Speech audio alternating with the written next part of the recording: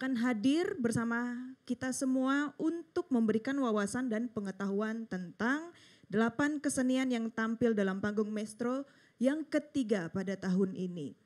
Mereka tentunya akan mewakili daerah masing-masing, daerah daripada kesenian dan kebudayaan tersebut. Baiklah, izinkan saya tanpa banyak bicara lagi, izinkan saya untuk mengundang moderator kami yang tentunya akan memandu forum ini dari awal hingga selesainya forum ini. Kepada Ibu Kenny Suryatmaja, kami persilakan untuk berdiri di atas panggung dan memandu acara ini. Kami berikan tepuk tangan.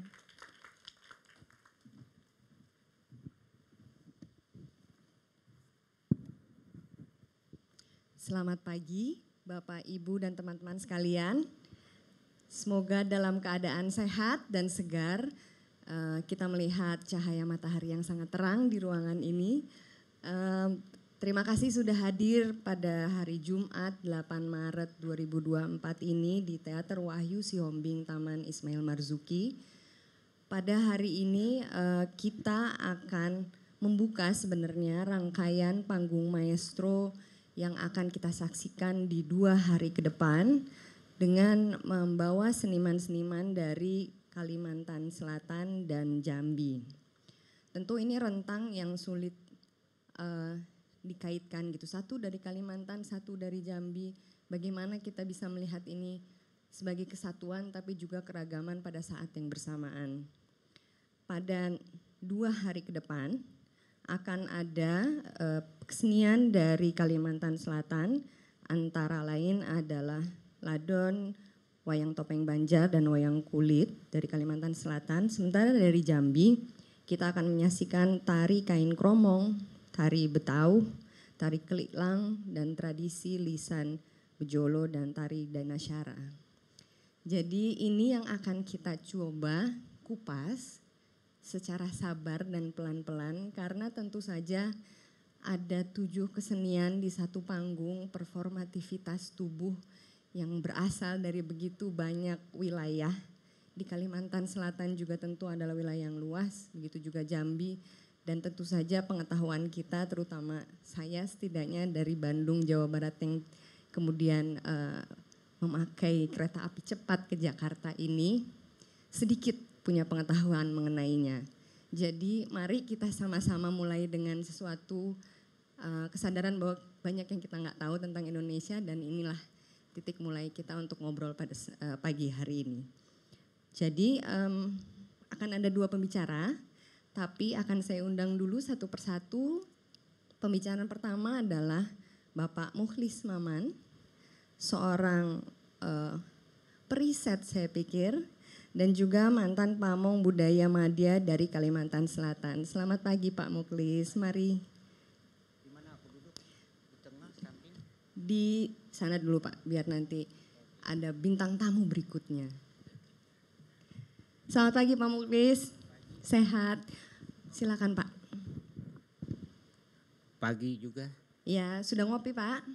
Alhamdulillah masih diberi kesehatan. Alhamdulillah. Kapan tiba di Jakarta Pak Mukhlis?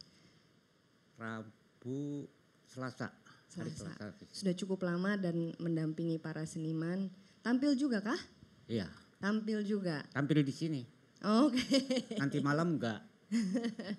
Iya, kalau gitu kita harus ngobrol banyak dan Betul. juga Iya. berharap dari Pak Mukhlis ini kita bisa memahami berbagai kesenian yang ditampilkan pada hari ini. Tapi mungkin yang kita lihat nanti malam itu kan produk seninya ya, Ya. bentuk keseniannya. Tapi mudah-mudahan pagi ini kita bisa mengenal lebih jauh kebudayaan Kalimantan Selatan itu sendiri. Dan ada apa aja sih sebenarnya? Kalimantan Selatan itu sebuah gagasan yang sangat administratif gitu sepertinya ya. Betul. Indonesia dibagi jadi 34 provinsi. Dulu waktu saya SD masih 27 dan saya nggak tahu yang tadinya di Kalimantan Selatan apakah mengalami pemekaran atau pengecilan, itu mungkin juga berpengaruh pada cara berbudaya. Iya, iya. Silakan Pak Mukhlis. Jadi gini, izin semuanya. Assalamualaikum warahmatullahi wabarakatuh. Saya ingin mengatakan di sini bahwa bukan Kalimantan Selatan sepertinya. Saya lebih mengatakan pada Banjar. Jadi yang akan tampil pada malam hari ini adalah Banjar, budaya. bukan Kalimantan Selatan, karena Kalimantan Selatan menurut saya itu secara administratif wilayah. Sementara Banjar itu sebuah identitas yang luas. Identitas kebudayaan juga Banjar, bukan Kalimantan Selatan, sepertinya itu. Itu menurut pendapat saya, sehingga di sini saya ingin mengatakan Banjar itu apa? Ya. Jadi Banjar itu kesimpulannya adalah sebuah identitas. Identitas orang mana? Orang Banjar. Terus kesenian apa?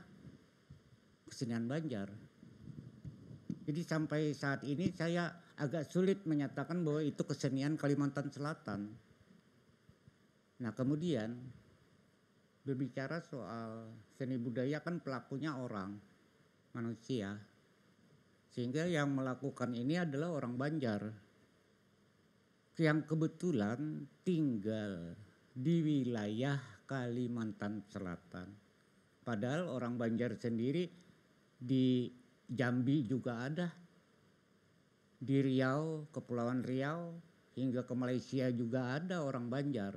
Sehingga saya lebih bicara pada yang umum sebagai orang Banjar. Jadi Banjar itu adalah sebuah identitas orang yang tidak mesti harus tinggal di Kalimantan Selatan. Nah, jadi begitu.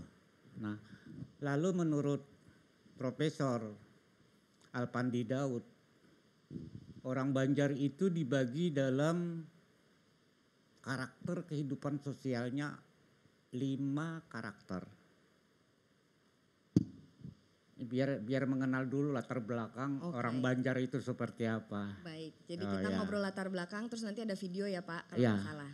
Nah, terus ada yang dinamakan karakter Banjar itu Banjar Kuala. Nah, dia tinggal di wilayah muara dari sungai ke pesisir laut.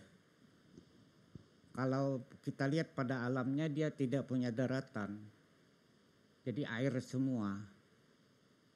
Kalau mau senam sekarang ini senam pagi umpamanya dia di panggung-panggung di atas air. Seperti itu ya, itu Banjar Kuala. Kemudian yang kedua itu karakter Banjar Batang Banyu. Batang Banyu itu agak ke hulu dari muara. Batang Banyu. Banjar Batang Banyu. Yang ketiga itu Banjar Hulu.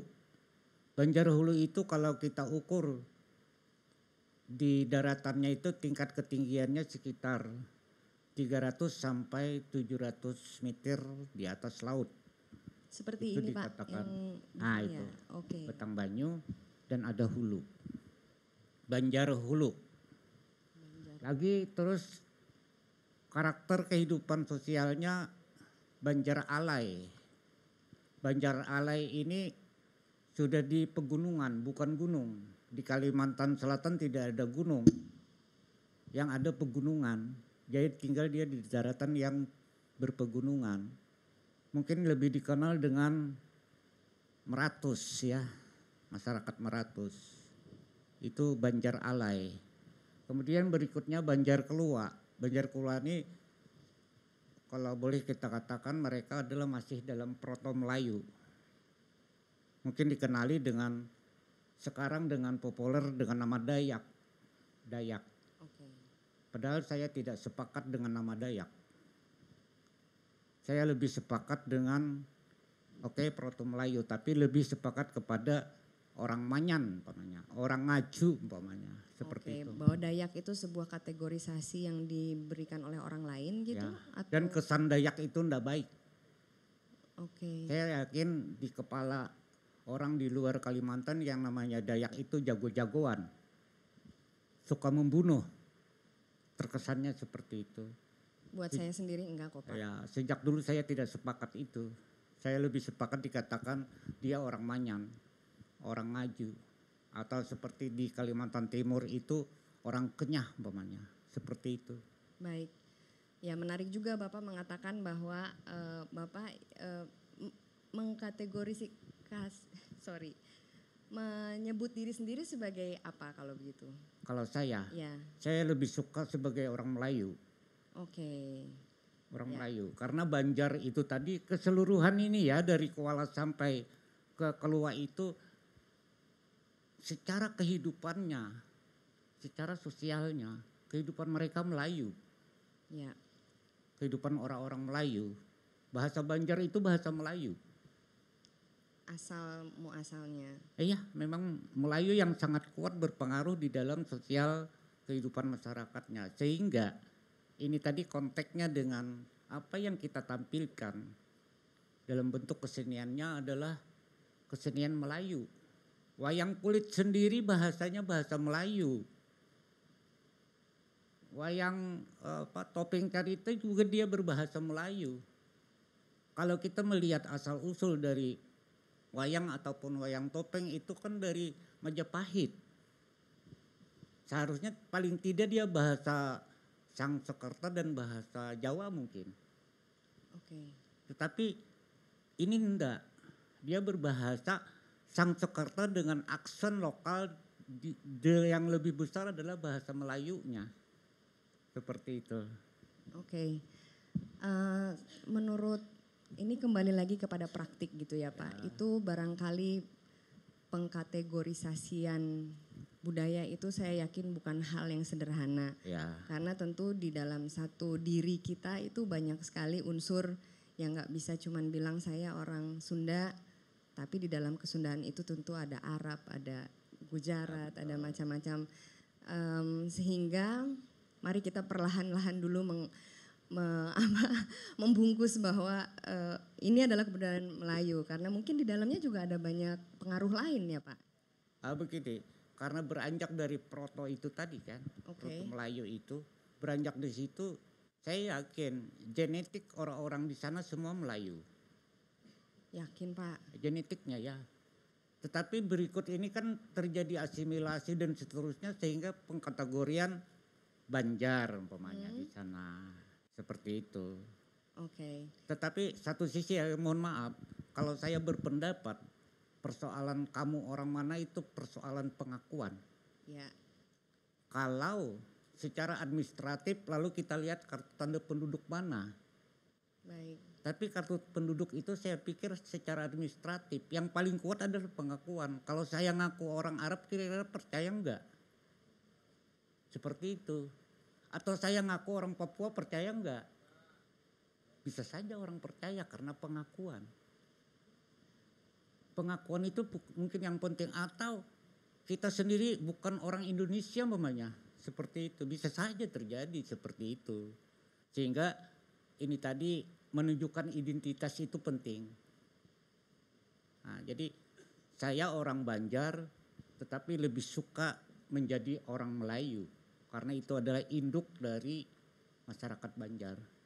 Seperti Oke. itu.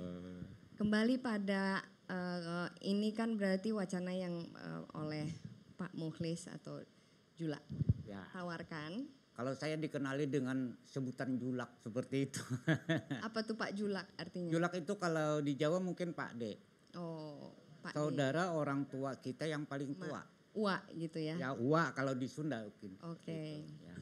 Julak kan membawa rombongan ke sini.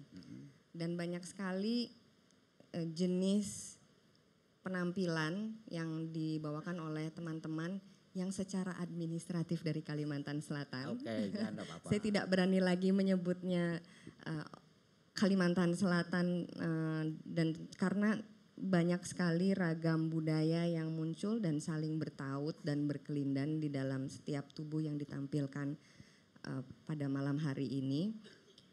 Bagaimana tadi kan ada ini nih banyak yang ditawarin dengan Kuala, Batangbanyu, Banjarhulu. Apakah ada kaitan karakteristik ini dengan karya-karya yang akan ditampilkan di panggung Ya, maestro? betul. Begini, kalau kita lihat dari nanti pertunjukan, karakternya berada pada masyarakat Banjar Batangbanyu dan Banjarhulu. Oke. Itu. Karena saya lihat untuk Banjar Kuala dalam hal kesenian khusus ya, bukan kebudayaannya, tapi keseniannya itu agak sulit kita lihat. Karena air. Jadi kegiatan berkeseniannya hampir tidak ada. Sama halnya yang berada di Meratus itu kan kesenian ataupun bentuk pertunjukan itu hanya pada ritual. Ritual-ritual di masyarakat. Tetapi yang berbentuk hiburan, mungkin campuran agak sedikit ritual di masyarakat Batangbanyu dan masyarakat Banjar Hulu. Seperti itu. Apa namanya? Yang ditampilkan nanti berada di masyarakat Batangbanyu dan Banjar Hulu. Oke. Yaitu misalnya dari Batangbanyu Ladon gitu Ladon ya. itu kan Melayunya sangat kuat itu. Mungkin mirip-mirip dengan nyanyi panjang itu ya. Panjang sekali dia, mirip-mirip karena dia Melayu. Oke. Melayu itu mana ini pemusik ini. Dia rentangnya pada nada-nada kromatik biasanya.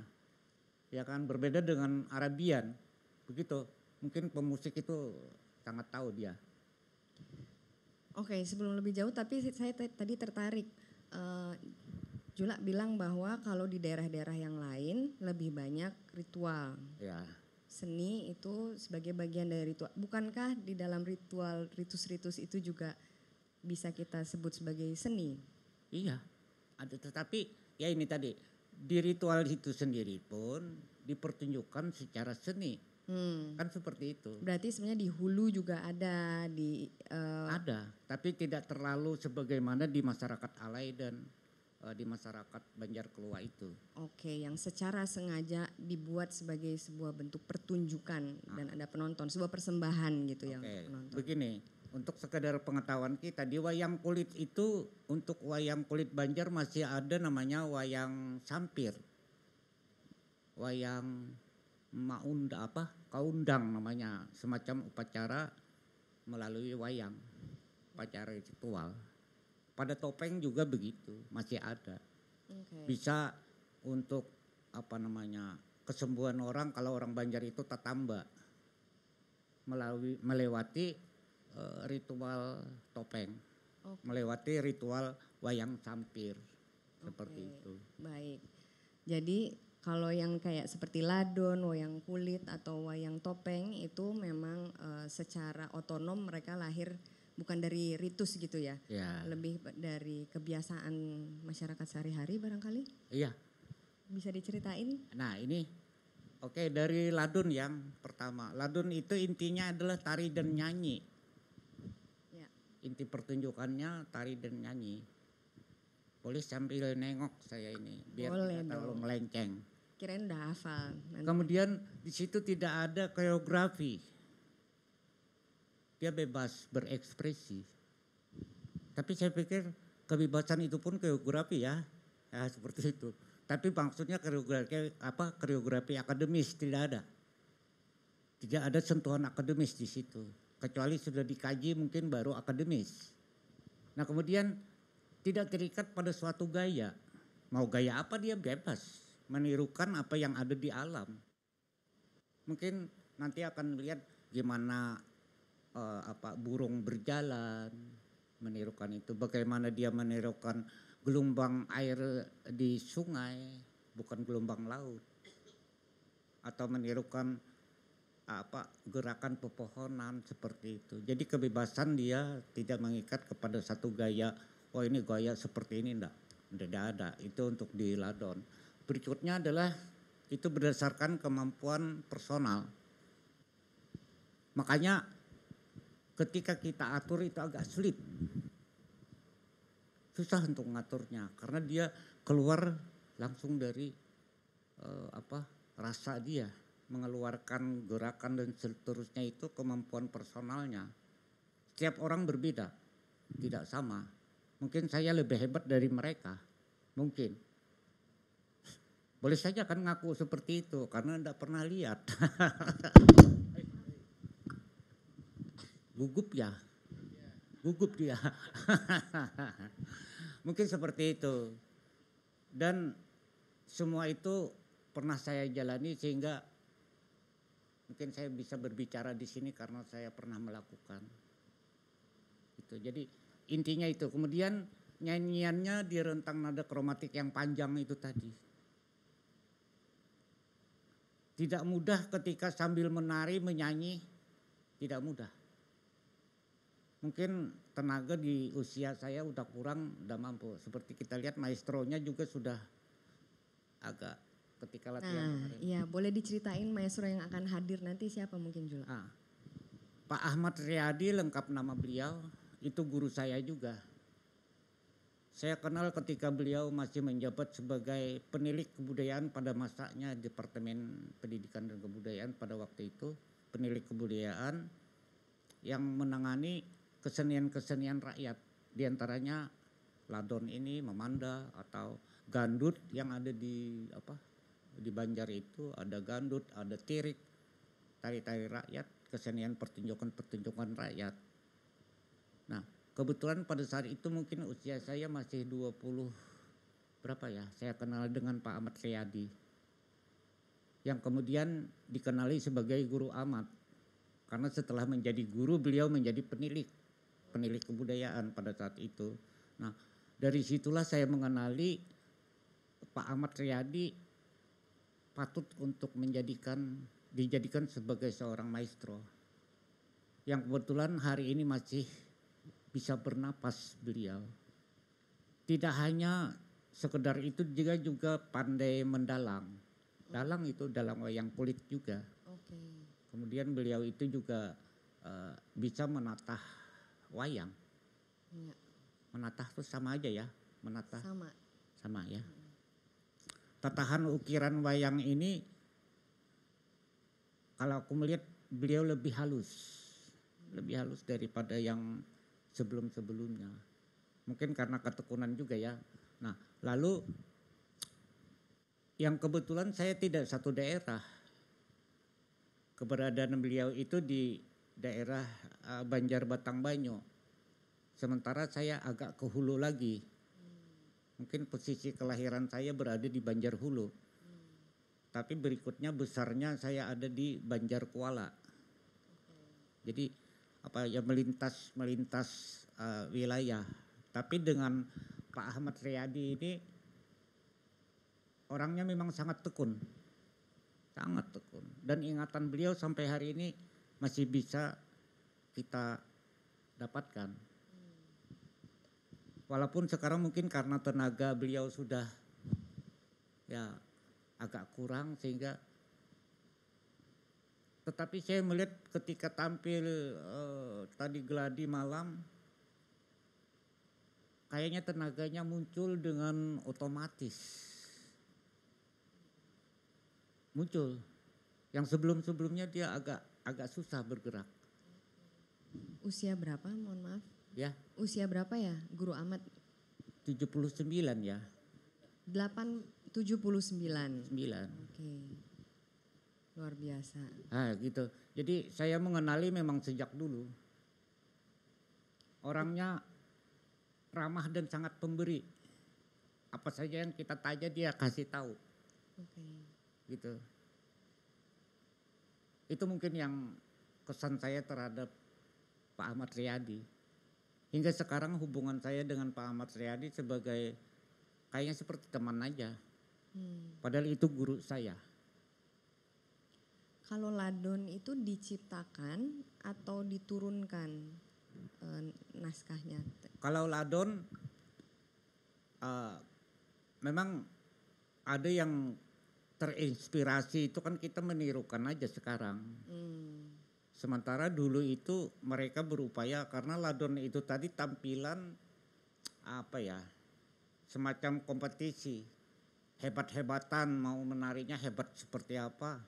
Atau nyanyinya sebagus apa, itu sebagai bersaing yang satu dengan yang lain. Jadi kalau biasanya yang turun belakangan dalam ladon itu biasanya orang yang paling bagus, gerakannya paling baik, nyanyiannya. Seperti itu. Jadi pasti dia paling akhir karena yang tampil di awal itu merasakan masih belum Oh, yang bagus. pemula gitu ya. Ya pemula dia. Bahasa sekarang mungkin jamming gitu ya Pak. Ya seperti itu. Oke. Dan beliau itu sudah dikenal di daerahnya Ya. sebagai jagoan ladon gitu. Ya, wah, ini hebat ladonnya seperti itu. Itu kayak apa sih kalau mau ada apa disebutnya peristiwanya, dalam peristiwa seperti apa ladon ini? Jadi gini, hadir? lalu kalau setahu saya ya, mudah-mudahan waktu bisa mencukupi. Ladon ini dulunya berdiri sendiri. Oke. Ketika komedi Indra Bangsawan masuk ke Banjarmasin, yang prinsip dari komedi Indra Bangsawan bentuk pertunjukan teater harus diawali dengan tari-tarian lokal. Maka tarian lokal itu diambillah ladon. Sehingga ladon itu melekat sekarang yang dikatakan dalam Memanda. Oke. Nah, padahal ladon itu bisa berdiri sendiri. Memang berdiri sendiri awalnya. Berikutnya akhirnya komedi Indra Bangsawan yang sekarang kita kenali dengan Memanda mengambil ladon itu sebagai pembuka pertunjukan Memanda. Oke. Seperti itu. Baik, menarik. Berikutnya ada wayang kulit dan wayang topeng yang akan disaksikan. Wayang kulit dan wayang topeng mungkin kedua-duanya mungkin sekaligus saja, hanya berbeda pada Bentuk. pada substansinya. Iya. Nah, wayang kulit di Banjar ini dikategorikan dalam wayang purwa. Lalu sering disebutkan dengan wayang kulit purwa Banjar. Seperti itu. Saya kurang memahami kenapa itu disebutkan dengan purwa, tetapi kalau melihat kesejarahannya ya memang lama. Apakah di Jawa juga mungkin ada wayang purwa? Jadi mirip-mirip mungkin. Makanya wayang kulit Banjar itu masuk dalam wayang kulit purwa. Kemudian khusus pada cerita pada wayang kulit itu dia pada pakem Mahabharata. Saya tidak pernah menemukan wayang kulit Banjar itu pakem Ramayana, tidak ada. Oke. Dia pakemnya Mahabharata. Kalau menggunakan pakem Ramayana biasanya pada wayanggung. Wayanggung. Itu pakemnya Ramayana. Wayanggung, wayangwong ya. Ya seperti itu. Wayangwong itu dia Ramayana. Jarang Mahabharata cerita. Tapi kalau di wayang kulit juga selalu pakem Mahabharata. Dan carang. Carang ini cerita dengan muatan lokal mungkin seperti itu. Jadi carang. Nah berikutnya secara penampilan sebenarnya dari dulu sampai sekarang wayang kulit Banjar itu orisinal. Orisinal berdasarkan tradisi yang ada. Kemarin juga pengennya tampil ini dengan pakai lampu belencong, pakai api. Tapi karena ruangan mungkin tidak mengizinkan ya dicarikanlah solusi. Karena dalam wayang kulit api itu utamanya bagi masyarakat Itin tadi ya, Banjar Hulu itu ada satu kepercayaan. Api itu adalah penjaga dari hal-hal yang tidak baik. Jadi api, makanya apinya semalaman suntuk tidak pernah padam. Mungkin juga ini menyangkut soal keyakinan dan kepercayaan masyarakat. Jadi selalu ada api. Makanya sampai sekarang wayang Banjar itu agak susah dengan lampu sorot. Dia selalu harus ada api. Karena disitulah yang menjaga mungkin roh jahat dan sebagainya melewati api itu istilahnya penolaknya seperti itu. Jadi tetap orisinal tampilannya dari dulu sehingga sampai hari ini. Orisinal tuh maksudnya bahwa tidak mengalami perubahan atau gimana Pak? Boleh dijelaskan lagi? Kalau saya lihat tidak mengalami perubahan. Itukah yang disebut Ya dengan tetap orisinal? dengan gadang pisang. Oh, oke. Lampunya orisinal, yang main. Terus secara tradisi juga menjadi dalang itu biasanya pada garis keturunan. Tidak ada sekolahnya. Oke. Saya lihat kan kalau di Jawa dengan sekolah aja bisa jadi dalang. Nah, kalau di Banjar mau jadi dalang ada namanya badudus, mandi-mandi, dimandiin dulu. Dengan upacara mandi-mandi itu baru bisa menjadi dalang. Turun menurun gitu ya, Ya. diwariskan. Bisa saja tidak satu garis keturunan, asalkan dia kena garis yang mau didudus, mau dimandi-mandikan oleh upacara itu tadi. Bisa menjadi dalang. Kalau lihat bentuknya gitu kan Pak, ada kemiripan dengan di Jawa begitu kan ya. Begitu juga dengan gamelannya ya. Ya, betul. Seperti Cirebon gitu-gitu kan larasnya Salendro gitu.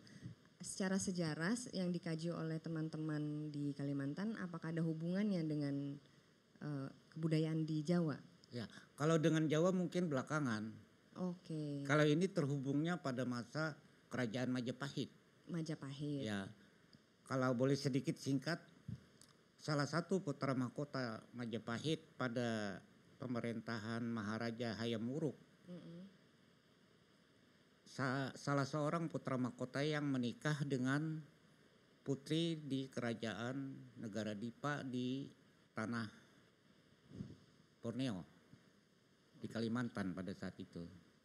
Nah, pernikahan inilah yang menghubungkan dengan Majapahit.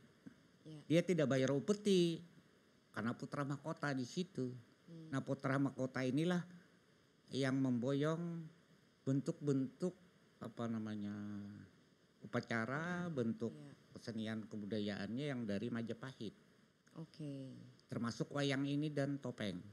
baik.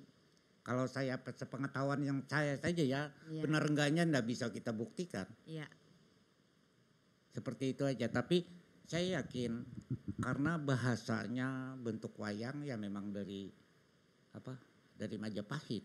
ya.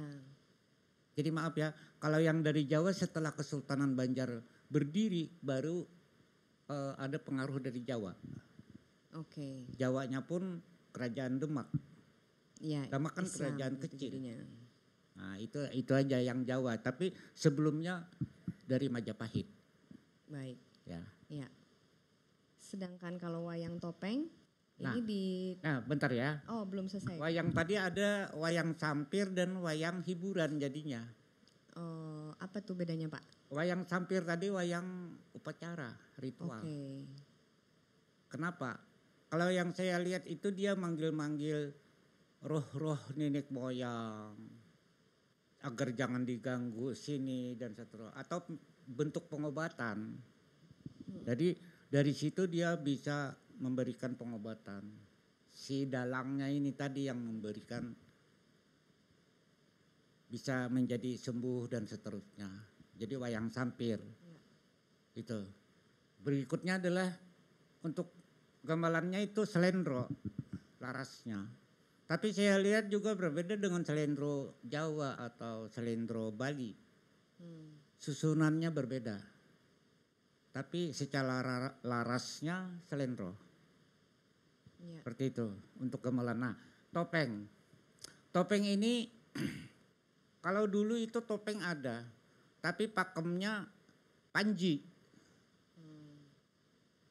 Nah, ini adalah saya ingat apa yang dikatakan oleh Ibu Derjen dulu, Ibu Idi. Ibu Edi Setiawati. Idi Setiawati, Pak Mulis, boleh kita memberikan kreativitas tradisional pada kesenian-kesenian tradisional yang ada. Jadi ini adalah bentuknya kreativitas tradisional. Jadi lebih baru kemunculannya. Kemunculannya karena dia menggunakan pakem Ramayana dan Mahabharata. Tadinya hanya Mahabharata. Kalau secara tradisi dulu kan pakemnya panji. Oh, panji dulu. Topeng yang panji. dulu. Oke. Ya. Dan topengnya pun cuma muka saja. Ya. Muka terus nanti ada subrah di kepala seperti itu. Sekarang ini kan ada topeng terus ada apa istilahnya ketopong atau tutup jamang ininya seperti wayang wong dan seterusnya kan ada tambahan di situ. Oh ya, yang ya mahkota. Nah, ini kan bentuk kreativitas tradisional. Tetapi walaupun seperti itu, orang di Banjar itu mengakui itu adalah kesenian tradisional. Ya. Iya, tampilannya secara tradisional, dia ngambil dari basic tradisional topengnya, tapi topengnya sudah berubah menjadi topeng Ramayana dan topeng Mahabharata. Tokoh-tokoh tidak lagi topeng Panji. Seperti itu. Jadi ini yang mungkin di Banjar itu sangat jarang manusia seperti beliau ini. Kreativitasnya sangat. Siapa nama maestro yang akan Nama tampil nanti maestrona malam? Jandri. Gandri. Iya. Sangat kreatif saya lihat. Dan bersemangat ya. Dan semangatnya. Iya. Yang jadi tokoh Semar itu ya. Iya. Tampilannya nanti tokoh Semar. Nah, sangat jarang, barangkali tidak ada, hanya beliau yang punya kreativitas tradisional seperti itu. Oke. Sangat jarang. Nah, Tapi punya kelompok sendiri gitu ya Pak? punya, Gandri? ya. Ya.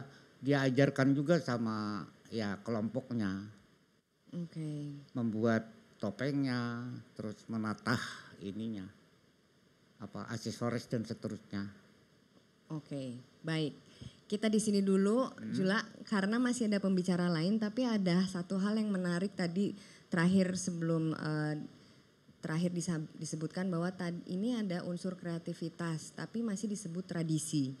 Yang menjadi pertanyaan adalah kapan suatu karya itu menjadi tradisi atau tradisional, dan apa kepentingnya ketika sesuatu disebut menjadi seni tradisional. Itu mari kita bahas berikutnya sambil mendengarkan pemaparan dari pembicara berikutnya dari Jambi. Saya panggilnya Bu Emma, jadi saya harus lihat dulu catatan nama lengkap Ibu siapa ya Bu? Maaf, sebentar. Ya, Ibu, mari saya panggil Dr. Sri Purnama Syam. Beliau adalah peneliti budaya dari Jambi yang juga pernah menjadi Kepala Dinas Pariwisata dan Kebudayaan. Selamat siang Ibu, apa kabar? Baik, agak batuk, nggak apa-apa. Oke. Ya, Ibu selamat datang di panggung Wacana. Terima Ya, kasih sama-sama. sudah hadir. Ibu juga saya dengar membawa teman-teman dari Jambi, mendampingi teman-teman dari Jambi yang akan tampil di panggung Maestro 2 hari ke depan ini. Ya. Barangkali kita ingin tahu lebih banyak hal-hal yang mungkin tidak bisa termunculkan di atas panggung dalam 2 hari ke depan. Apa sih sebenarnya yang ingin dibawa dan diceritakan melalui maestro-maestro yang tampil pada panggung maestro ini? Silakan Ibu. Terima kasih Mbak. Assalamualaikum warahmatullahi wabarakatuh. Waalaikumsalam. Selamat pagi, salam sejahtera untuk kita semua. Om Swastiastu, Namo Buddhaya, Rahayu. Terima kasih kami mendapatkan sebuah kehormatan dari Jambi untuk diajak tampil sama Purnati, Mbak Restu bersama Kemendikbud untuk di acara panggung maestro yang ketiga gitu. Bicara Jambi, saya paham Jambi itu enggak terkenal seperti Jogja, Bali.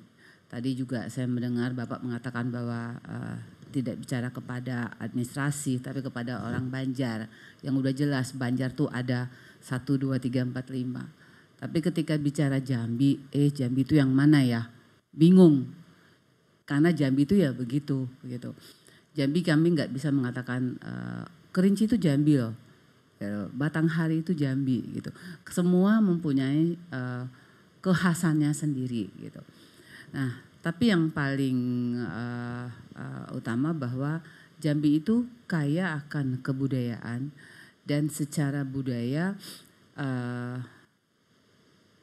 kami gitu secara umum itu membagi sesuai dengan suku bangsa bahwa ada suku bangsa Jambi itu etnisnya Proto Melayu, Melayu tua itu suku bangsa Kerinci, suku anak dalam yang dalam konteks pemerintah mengatakan suku anak dalam, tapi sebenarnya dia adalah orang Kubu ya kalau dari bahasa lamanya itu masuk kepada Proto Melayu tua. Kemudian baru ada suku pendatang, suku Penghulu itu masuk ke Proto Melayu muda gitu. Nah, masing-masing itu memiliki kekuatan-kekuatan kebudayaan, termasuk salah satu keseniannya. Gitu. Nah, beberapa dari itu akan coba kami bawa untuk mengenalkan, sehingga pepatah Melayu mengatakan tak kenal maka tak sayang ya. Jadi kami berharap dengan melihat apa yang kami bawa, yang kami coba tampilkan, bisa mengenal Jambi. Kemudian kami berharap bisa mengunjungi Jambi, karena Jambi itu layak untuk dikunjungi dan layak untuk dilihat budayanya di situ. Gitu. Nah, kenapa saya mengambil tulisan Jambi dan kekayaan budaya? Karena kadang-kadang orang bingung di Jambi itu ada apa gitu. Pasti kalau mau bicara tentang budaya Jambi itu di searching di Google, tari Sekapusiri. Candi Muara Jambi yang sekarang memang lagi mudah-mudahan bisa lebih terangkat kekayaan budaya benda dan tak bendanya. Nah, kalau kita melihat di peta memang Jambi itu dulunya itu masuk Sumatera Tengah. Ternyata di peta juga posisinya hampir di tengah pulau Sumatera. Kemudian tahun 57 itu berdiri sendiri. Tadinya kita bergabung pernah masuk ke residennya Sumatera Barat, kemudian juga masuk ke Sumbaksel. Kemudian tahun 57 akhirnya Jambi menjadi Provinsi Jambi. Gitu. Jambi itu secara administrasi 11 kabupaten kota, jadi ada 2 kota. Nah, bicara tadi tentang administrasi, tentang pemekaran, di Jambi juga melakukan hal yang sama. Ada pemekaran menjadi kota sungai penuh dan ada beberapa kabupaten yang kemudian terjadi pemekaran. Nah, berkaitan dengan yang materi kita bawa, termasuk dengan maestro, saya bergidik ya bulu Roma ketika bicara tentang maestro. Kemudian ketika Pak Sulis dan Mbak Restu menghubungi untuk kita membawa maestro, itu menurut saya suatu impian yang saya basicnya juga seniman, memang seniman ya, bukan basic, memang saya seniman.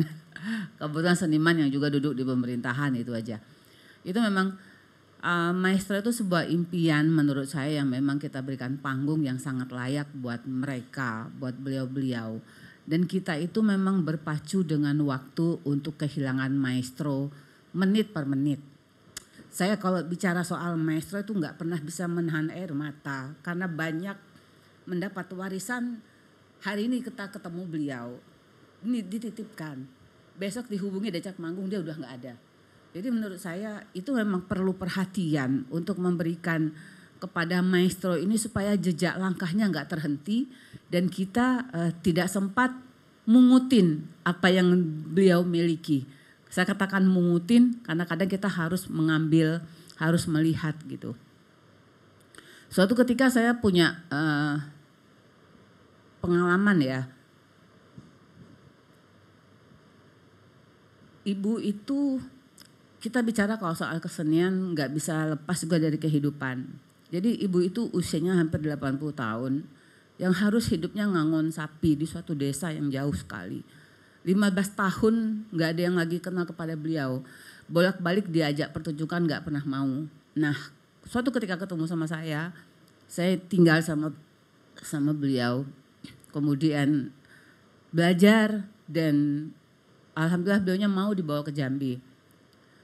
Jarak tempuh dari desanya itu ke Jambi hampir 7 jam ya.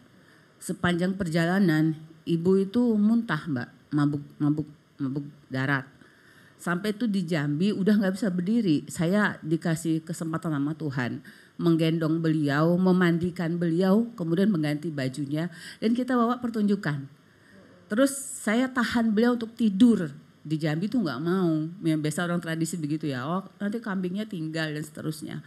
Terus beliau pulang dan sebelum pulang tuh beliau ngomong, Emma nanti kalau aku pulang terus aku mati aku tuh udah tenang loh katanya. Karena kamu udah ngambil kuau aku gitu. Saya gak mau ngeh waktu kan, ini mama ngomongnya apa gitu. 1 bulan ke depan karena kami menginisiasi pada saat HUT Jambi itu ada resepsi nasional Mbak. Jadi resepsi nasional itu memang kami meniadakan pertunjukan yang tidak tradisi. Jadi itu kebijakan gubernur kami pada saat itu mengatakan bahwa pas HUT Jambi malamnya kita resepsi kenegaraan menampilkan budaya Jambi, perwakilan dari semua kabupaten kota yang benar-benar saya nggak katakan ori, tapi yang benar-benar itu tradisi setempat dan menampilkan si maestronya menunjukkan gitu. Nah itu kami inisiasi mulai tahun 2015 kalau nggak salah 14 gitu. Di situ juga kami memberi penghargaan kepada maestro walaupun bersifat insidentil. Nah pada saat saya menghubungi ibu itu untuk mengajak beliau tampil menampilkan kuaunya, si kepala desa mengatakan baru kemarin kami menguburkan. Wih saya nyeselnya minta ampun banget gitu, nyesel banget. Maksud saya panggung maestro yang sekarang itu memang impian, menurut saya impian kita ya seniman-seniman memberikan ruang kepada beliau. Satu lagi pencipta tari, pewaris tari ranggu yang sangat terkenal di Jambi. Beliau sempat tampil di Gedung Kesenian Jakarta, mungkin Pak Sulis juga melihat waktu memberikan sertifikat budaya tak benda. Beliau tampil dengan kursi roda. Nah malamnya setelah tampil, beliau ngomong sama saya, makasih ya Ma, kamu memberikan hadiah terindah di sisa hidup saya. Saya kaget, oh, Ibu kenapa ngomong begitu? Iya karena aku tampil di gedungnya kita. Ternyata di GKJ kan gedung keseniannya kita. Beliau ngomong begitu, biasanya saya cuma tampil dari satu desa ke desa, dari satu panggung-panggung desa ke panggung desa. Tapi malam ini kamu ngasih saya panggung yang memang tempat kita gitu. Kira-kira bulan depannya beliau nggak ada. Itu saya ya Allah gitu. Itu yang saya katakan bahwa kita berpacu dengan waktu, kehilangan para maestro. Nah bagaimana supaya maestronya hilang, katakan nggak ada, tapi karyanya itu nggak hilang-hilang. Nah itulah tugasnya kita menurut saya. Salah satu dari panggung maestro, saya nggak tahu apakah ini digagas oleh Mbak Restu melalui Purwatinya. Itu saya berterima kasih sekali sehingga panggung maestro ini layaknya nggak usah stop-stop gitu. Jadi kalau bisa tiap bulan atau 2 bulan atau berapa itu ada terus ditampilkan panggung maestro sehingga banyak orang melihat si maestro itu sendiri dan melihat warisan yang dia miliki dan kita jadi mengenal Indonesia itu loh. Kita menjadi mengenal kita itu bagaimana. Karena menurut saya untuk mengenal kita itu dari sisi budayanya Mbak gitu. Kita nggak bisa mengenal siapapun kalau kita nggak kenal budayanya. Dan kita nggak bisa masuk ke suatu tempat kalau kita nggak melalui cara budaya. Itu kalau dalam pemikiran saya gitu. Jadi alangkah sayangnya kekayaan kita ini nanti perlahan hilang terus habis. Nah kita bingung Jambi itu yang mana atau tadi orang Banjar yang mana. Orang udah nggak ada tinggalannya lagi gitu. Itu menurut saya. Bukan berarti tradisi itu nggak bisa diapa-apain, sangat bisa gitu. Tapi mengapa-apain tradisi kalau nggak pakai dasarnya ya ngaco juga. Jadi menjadi karang-karangan kalau menurut saya ya Pak gitu. Jadi silakan mengapa-apai tradisi tanda kutip, tapi pahami dulu yang mau diapa-apain itu dari sisi mananya. Nah, itu menurut saya. Mungkin begitu. Jadi beberapa materi yang kita tampilkan nanti malam. Misalnya ada satu tarian ini saya memang tentang sejarah Jambi, banyak orang nggak tahu Jambi itu apa sih asalnya. Nah itu beberapa sejarah saya coba tampilkan dari Cengpi mengatakan itu Jambi itu dari sana gitu. Tapi ada satu lagi yang mengatakan bahwa Jambi itu dari kata pohon pinang, Jambi. Ya menjadi kata Jambi. Tapi bagaimanapun ceritanya sejarahnya Jambi itu sebuah negeri yang menurut saya negeri Melayu yang banyak sekali tinggalan-tinggalan kekayaan budaya. Nanti malam kami menampilkan beberapa repertoar tari, misal ada kain kromong generasi yang keempat, kelima dan keenam. Nanti malam kita tampilkan di 3 generasi langsung. Kemudian ada tari kelilang. Kemudian ada Betauh sebagai sebuah acara pesta desa. Nah, kromong ini menariknya itu diyakini yang membuatnya itu adalah satu sisi orang mengatakan itu orang Bunian, tapi juga ada yang mengatakan itu hantu tirau, itu. Tapi itu orang Bunian. Yang kemudian beliau menjadi wujudnya menjadi manusia yang cantik, kemudian menenun. Nah, yang menarik adalah iringannya menggunakan kromong itu memang dari zamannya yang dibawa sampai sekarang. Itu pada saat itu dipesan dari Thailand kalau saya nggak salah menurut narasumbernya. Itulah yang dipakai sampai malam nanti. Itu udah hampir umurnya 200 tahun ya gamelan itu, kromong Yang itu. akan dibawa nanti Iya. itu usianya sudah 200 tahunan. Enggak ganti-ganti. Terus tahun 2015 saya ketemu sama tari itu, pemainnya itu juga sampai sekarang beberapa masih itu gitu. Nah, kromong itu masih bertahan sampai sekarang keseniannya. Kemudian pewarisannya berjalan, menariknya pewarisannya berjalan. Jadi dari ibu kemudian ke cucunya atau ke keponakan gitu. Nah, satu lagi yang kita tampilkan itu tari keli elang. Nah, menariknya keli elang ini ternyata awal dibuat itu diciptakan untuk perdamaian gitu. Pertikaian antara suku di sana, antara kampung itu didamaikan dengan tari keli elang ini. Tapi kemudian ketika kita lihat bagaimana wujudnya tari itu, ya emang kita melihatnya jadi tenang, damai. Ya itu hebat nenek moyang kita gitu. Hebat nenek moyang kita seperti itu gitu. Nah, Nanti maestronya Ibu Siti Rahela, ya. Okay. Itu juga menarik Mbak, udah lama juga udah lama terpinggirkan gitu. Udah lama terpinggirkan terus kita tidak sengaja bertemu. Nah, itu maksud saya bagaimana kemudian sesuatu itu dianggap tidak ada artinya. Bagi masyarakat misalnya, oh enggak biasa aja itu tari kami, tapi bagi kita itu kan sangat luar biasa gitu.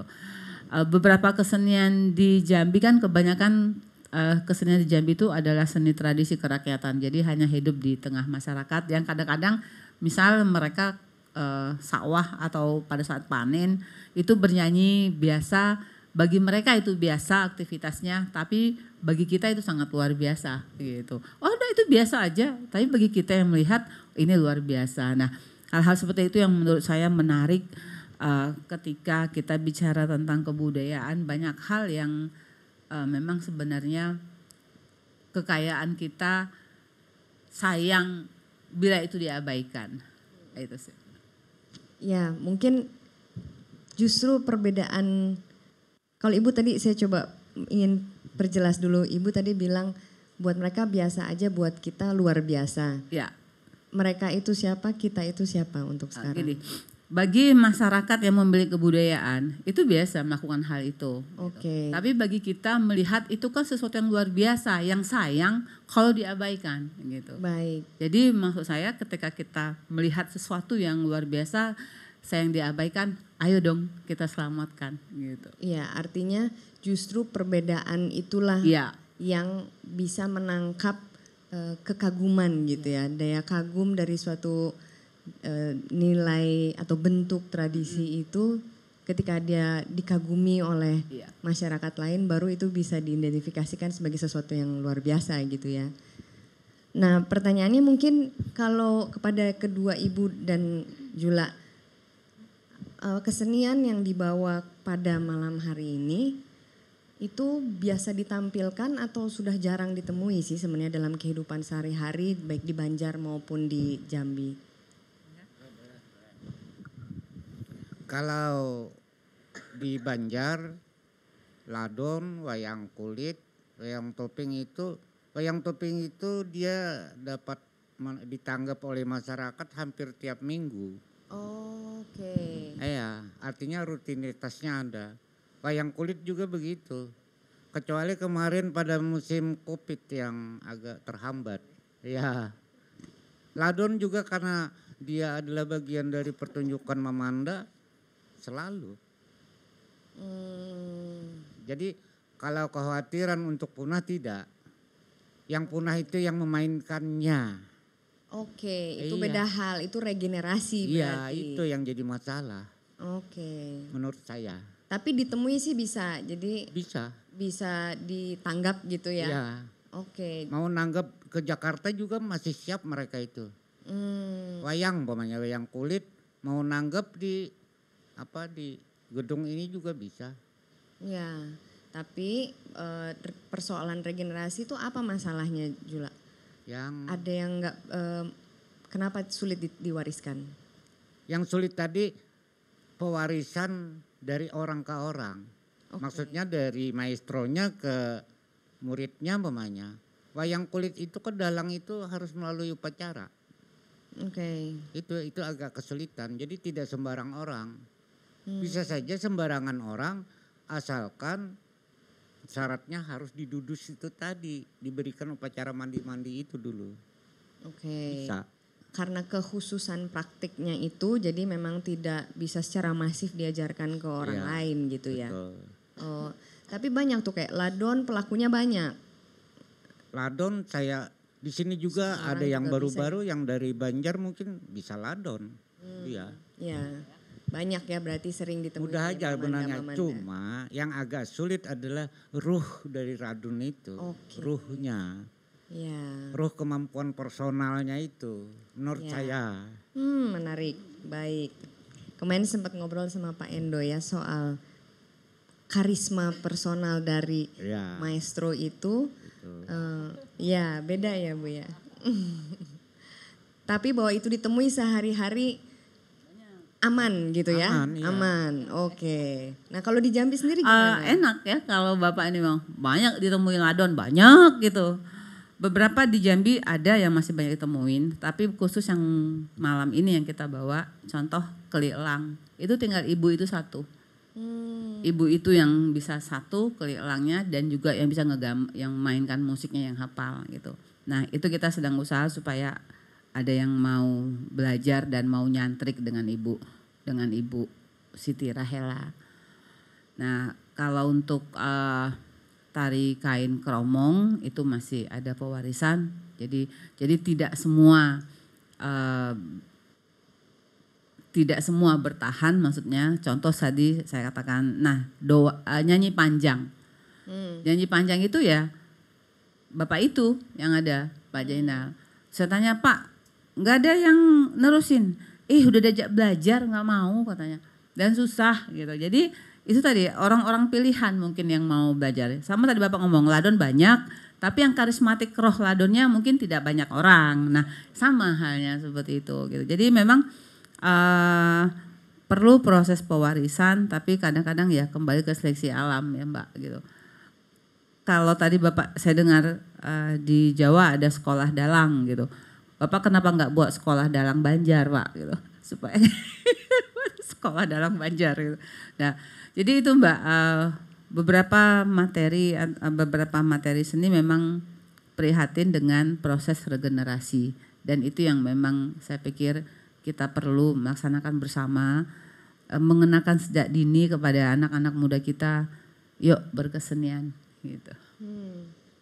Ada yang belum Ibu sempat ceritakan tentang Danasara ya Bu? Oh iya. Danasara ya. Danasara itu saya pikir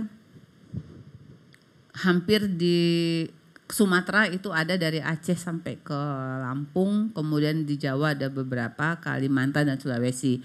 Tapi mungkin namanya berbeda, ada yang menggunakan Danasara, Dana, Bedana, Zapin, Zipeng, Zepun, itu penamaan. Tapi sebenarnya Danasara itu termasuk di kami,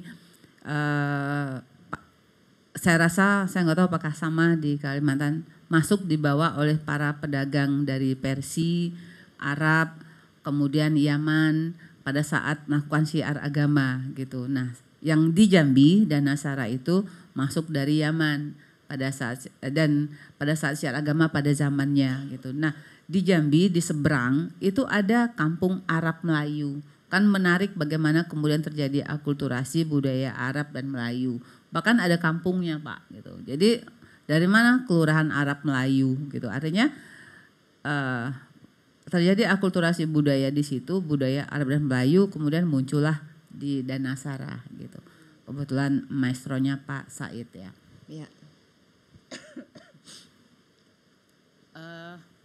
Danasara itu nonton aja deh malam. Ya. Silakan Bu. Batuk memang ya. Terima kasih sudah berbagi. Terima kasih. Ya, untuk para penonton sebentar lagi saya akan membagi waktu untuk berbincang. Tapi pasti udah banyak yang nggak kuat pengen nanya ini. Tapi ini disinilah kita kemudian menemukan pertemuan barusan saja Ibu cerita bahwa Danasara itu dikenal dengan banyak nama yang juga muncul di Banjar juga, di daerah Kalimantan juga kan sangat kuat munculnya. Artinya dari tadi kita mencoba untuk mengkategorisasi, memisah-misah, memilah-milah, tapi toh akhirnya ya ketemu-ketemu juga dalam bentuk yang mungkin namanya berbeda tapi praktiknya hampir sama. Jadi artinya kebudayaan dan keragaman itu nilainya sangat halus sekali gitu. Dan kehalusan itu kalau lihat saya baru lihat latihannya ya. Kehalusan dari keahlian para maestro ini tidak bisa diucapkan dengan kata-kata. Karena hanya dirasa dan sehentakan tubuh yang sedikit staccato tapi kenapa di situ gitu. Mungkin kalau kita baru belajar 1-2 tahun tidak mungkin kita bisa mencapai tingkat ketubuhan yang demikian halus sekaligus penjiwaan dan spiritualitas gitu ya. Jadi sepertinya kalau meminjam kata-kata Pak Endo Suwanda, kebudayaan itu begitu sulit diidentifikasikan, sulit diejawantahkan. Oleh karenanya pembicaraan mengenai kebudayaan tentu tidak akan pernah selesai. Itu akan menjadi kongres atau konferensi nongkrong gak beres-beres ya. Seperti yang kita lakukan saat ini.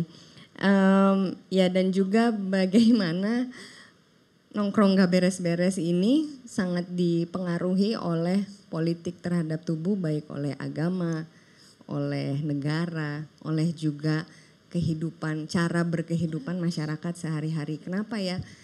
Kalau lihat keliklang tadi kata Ibu adalah bagian dari cara masyarakat Jambi berdamai. Kalau sudah puluhan tahun tidak dimainkan, boleh nggak berarti masyarakat Jambi damai banget ya, nggak ada keliklang lagi yang harus alhamdulillah itu artinya. Apakah kemudian itu perlu disyukuri bahwa keliklang tidak ada berarti masyarakat Jambi damai nih gitu, dan atau justru ada cara lain berdamai yang kemudian itu hilang. Saya pikir itu juga bisa menjadi bahan obrolan kita pada hari ini. Mengapa begitu sulit, mengapa ekosistem berbudaya di Indonesia begitu kompleks. Dan saya yakin itu tidak terjadi di Indonesia saja. Di negara-negara tetangga kita juga memiliki kompleksitas yang sama, di Myanmar, di Kamboja, di Vietnam, juga di Singapura yang justru kalau kita saking rumit itu karena saking banyaknya.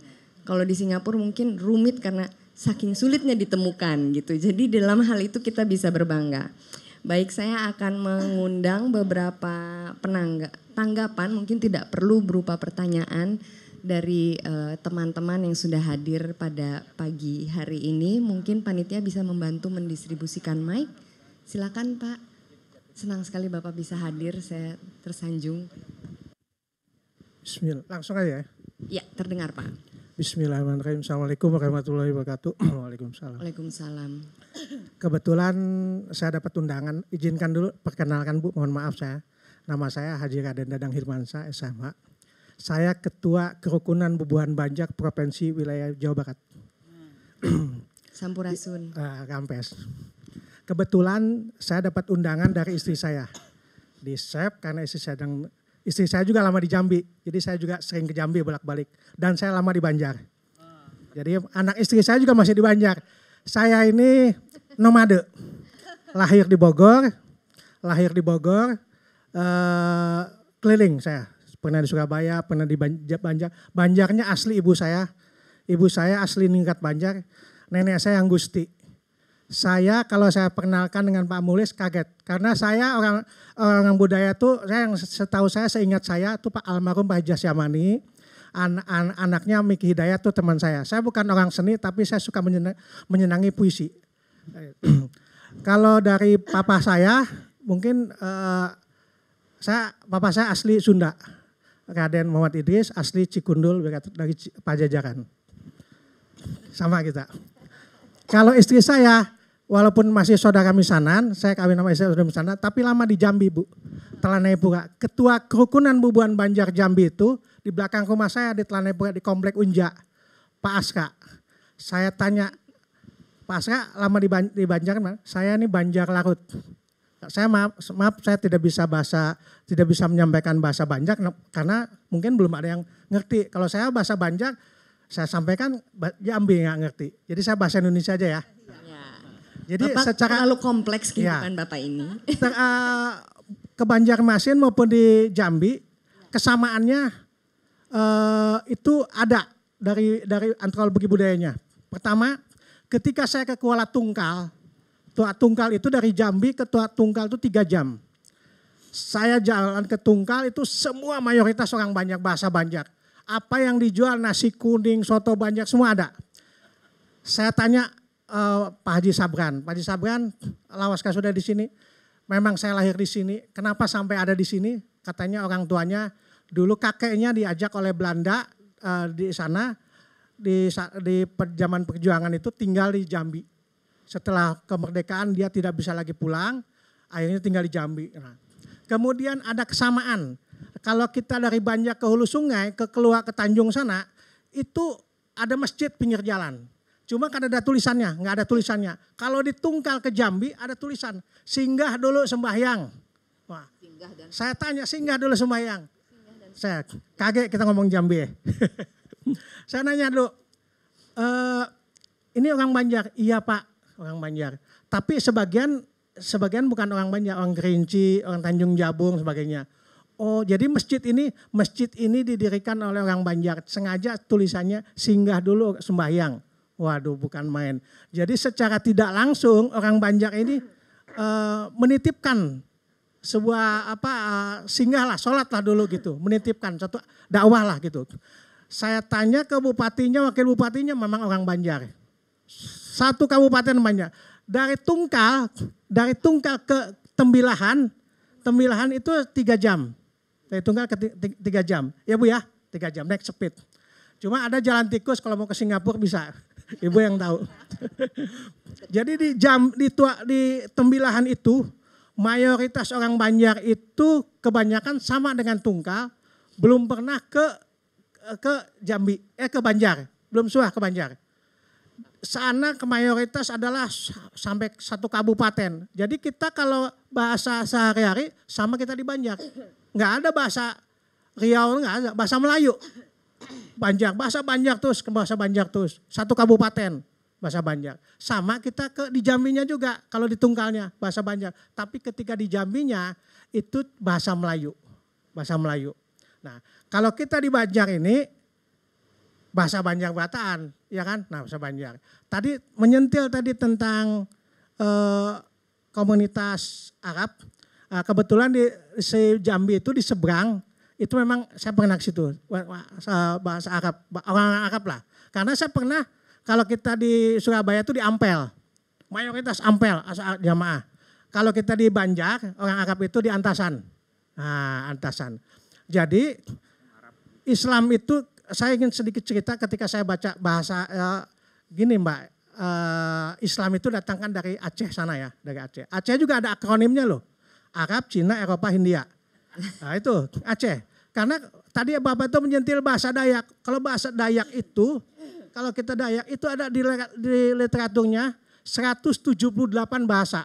Ya. Nah, saya sendiri waktu itu, lama di Kapuas, jadi saya bahasa Kapuas, bahasa Banjar. Jadi Kapuas itu dengan Banjarmasin 43 kilo Bu. Nggak bisa bahasanya beda.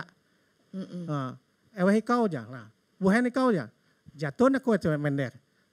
Bapak ini ada di seluruh Nusantara ini ya, ada. Alhamdulillah saya bisa 11 bahasa Bu. Mohon maaf nih, bukan sombong. Jadi gini.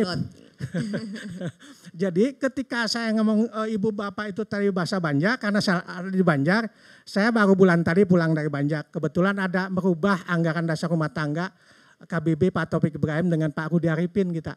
Nah, jadi kita ke Banjar. Ke Jambi juga 3 bulan yang lalu saya ke Jambi. Saya pulang pergi Jambi aja nih. Sampai saya tadi ke sini Saya ini nggak lama Bu, maaf di sini saya mau janjian sama mantan pacar Bu di Tanah Abang. Ke sini itu saya masih mengupdate tentang Jalan Tempino, Betung Tempino ya, karena ini kan udah mau musim mudik nih. Jadi saya ngelihat di klik, saya mau ke Jambi, saya lihat udah sampai di kilometer berapa gitu. Jadi kembali lagi kepada kebiasaan orang Banjar, saya ingin menambahkan aja. Orang Banjar itu tidak bisa dipisahkan dengan batang banyu Bu, dengan airan sungai. Iya. Jadi di Tungkal itu orang Banjar itu sepanjang sungai itu orang Banjar semua. Jadi kesamaannya orang Banjar dengan Jambi itu, orang Melayu itu, kita memang lebih suka dipanggil orang Banjar Bu dibandingkan Melayu jarang. Bapak itu Melayu, tapi kalau kita orang Banjar. Iya. Jadi Bu, di sepanjang Kuala Tungkal itu, di Pelabuhan Sepit itu, dia tidak bisa dipisahkan dengan air itu pengairan tuh. Semua bahasa Banjar tinggalnya tuh di Lanting, di Lanting.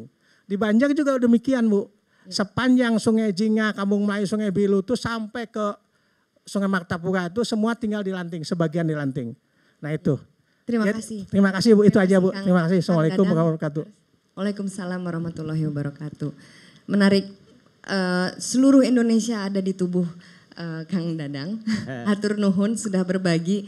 Tapi satu poin terakhir menurut saya itu penting untuk kita tebalkan bahwa kebudayaan di Banjar itu dekat dengan air. Tadi juga saya dengar Jula cerita ini kok ada hubungannya, ada yang di hulu, yang ini di muara, itu selalu berhubungan dengan air yang artinya memberi daya hidup gitu ya, alam yang memberi daya hidup dan diwakili oleh air.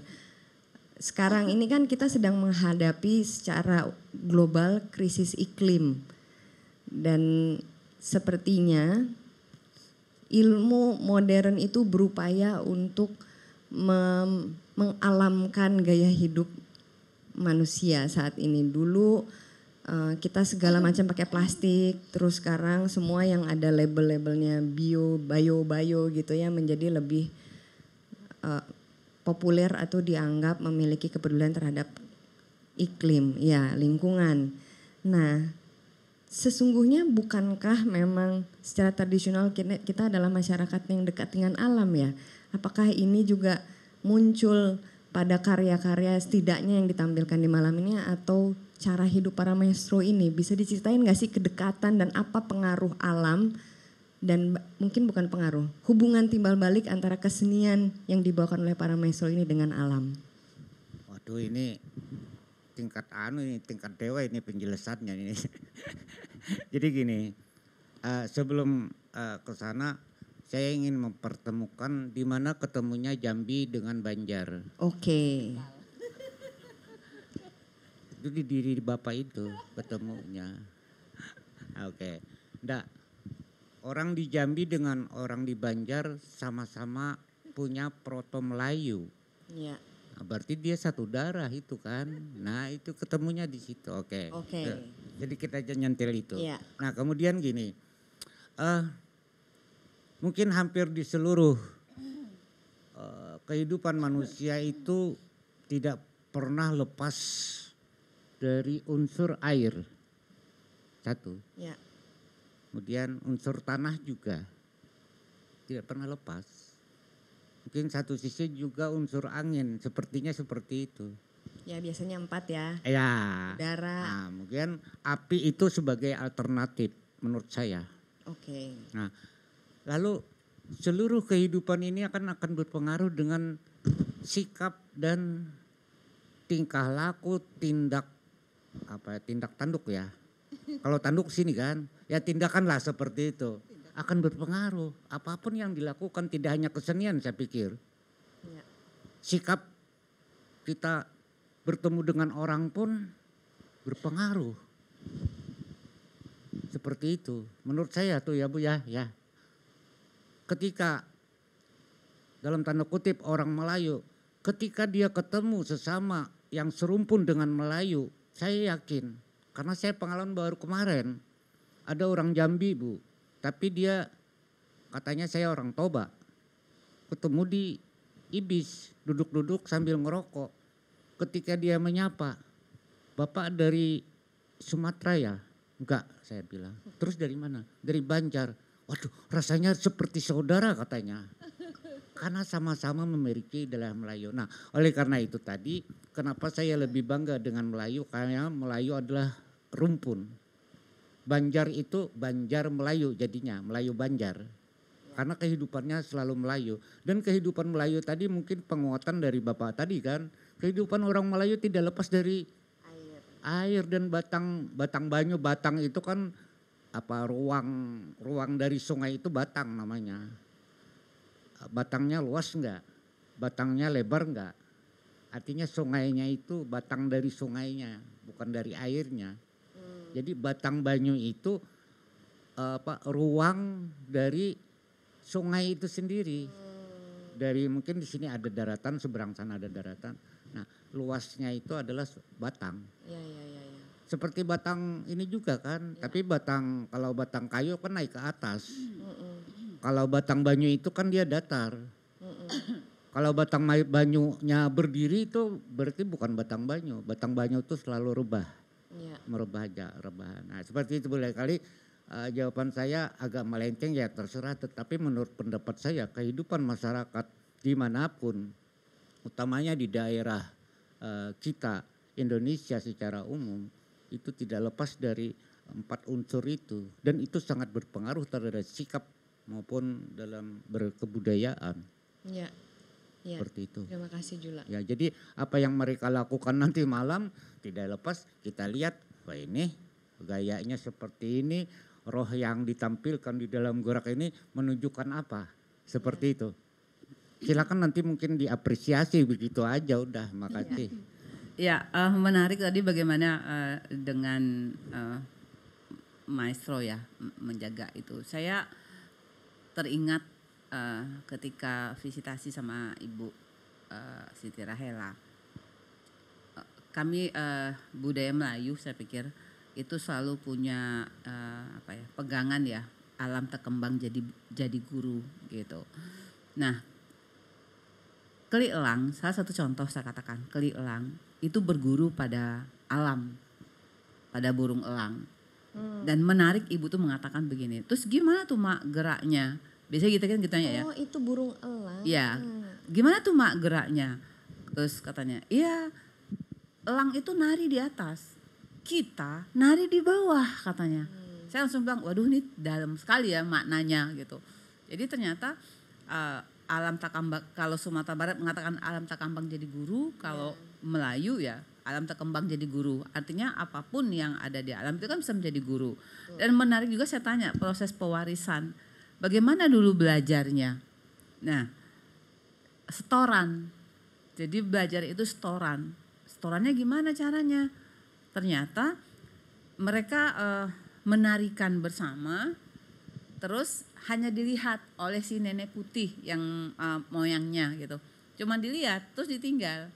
Nanti suatu ketika nenek putih ngeliat lagi salah apa tidak gitu. Jadi tidak memberikan seperti yang secara umum mungkin ya.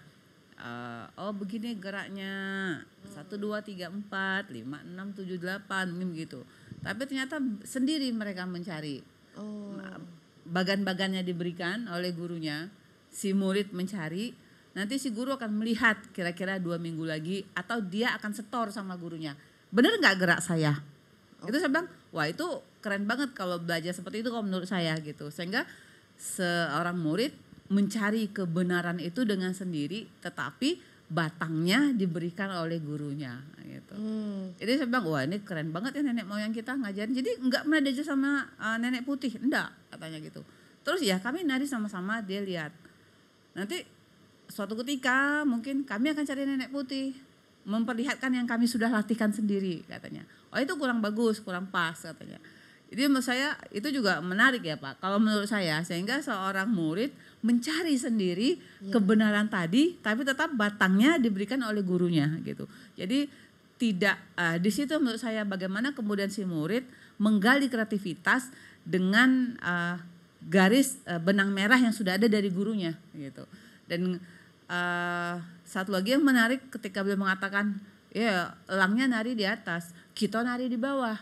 Oh oke, keren. Itu sih Mbak menurut saya. Jadi ketika kita masuk ke wilayah-wilayah tanda kutip tradisi, kalau saya ke desa-desa gitu Pak ya, banyak mendapat kejutan-kejutan menurut saya, yang itu saya sampai suka gini kadang, weh gile nenek moyang ini keren banget. Saya sering ngomong kayak gitu, wih gila banget ini nenek moyang, udah kepikiran begini gitu. Jadi artinya keren lah nenek moyang kita ratusan tahun yang lalu kok bisa ya gitu, kok bisa ya gitu. Saya sampai ngomong, loh ini geraknya dapat dari mana atau gimana? Ya gitu jawabannya, itu burung elang, dia kan nari di atas, kita nari di bawah, gimana tuh geraknya, seng gitu. Iya ya kan keren Mbak, keren banget ya. Oke ternyata benar, alam terkembang itu jadi guru. Gitu. Jadi tidak untuk mimesis elang tapi menari bersama ya. Ya Menari bersama, ternyata yang ngajarinnya tuh di atas gitu. Bagaimana elangnya menukik, ya kita nari di bawah katanya indah gitu. banget ya, pantesan kayak gitu. Keren banget gitu. Maksud saya ini nenek moyang ini keren banget ketika terus proses pewawasan tadi.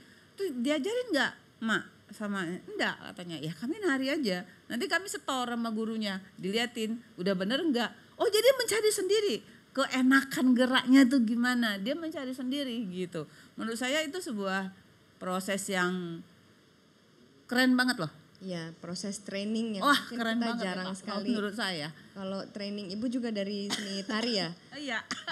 Proses training kita sebagai penari, kebetulan saya juga penari, itu kan dikasih tahu gitu. Nggak disuruh cari, tapi dikasih tahu gini caranya, udah dibenerin, dipegang badannya gitu ya. Kalau ini sama sekali berbeda. Nah di situ mungkin menurut saya kenapa ada rohnya. Ya. Kita kurang ada rohnya. Ya. Tapi mereka tuh Ibu ada bisa rohnya. lebih dekat. Maaf, Mike. Ya, ada rohnya. Jadi maksud saya mencari rohnya ya seperti itu mungkin ya menurut saya. Betul. Yang kalau kita nih, ayo mendak 7, 8, nggak ada rohnya Jadi Mbak. hitungan ya. Iya. Itu saya kaget ketika ibu tuh bicara. Jadi dulu nenek belajarnya gimana Nek gitu. Ya belajar. Terus gurunya ngajarin, enggak kami setor. Hah? Segitu, setor.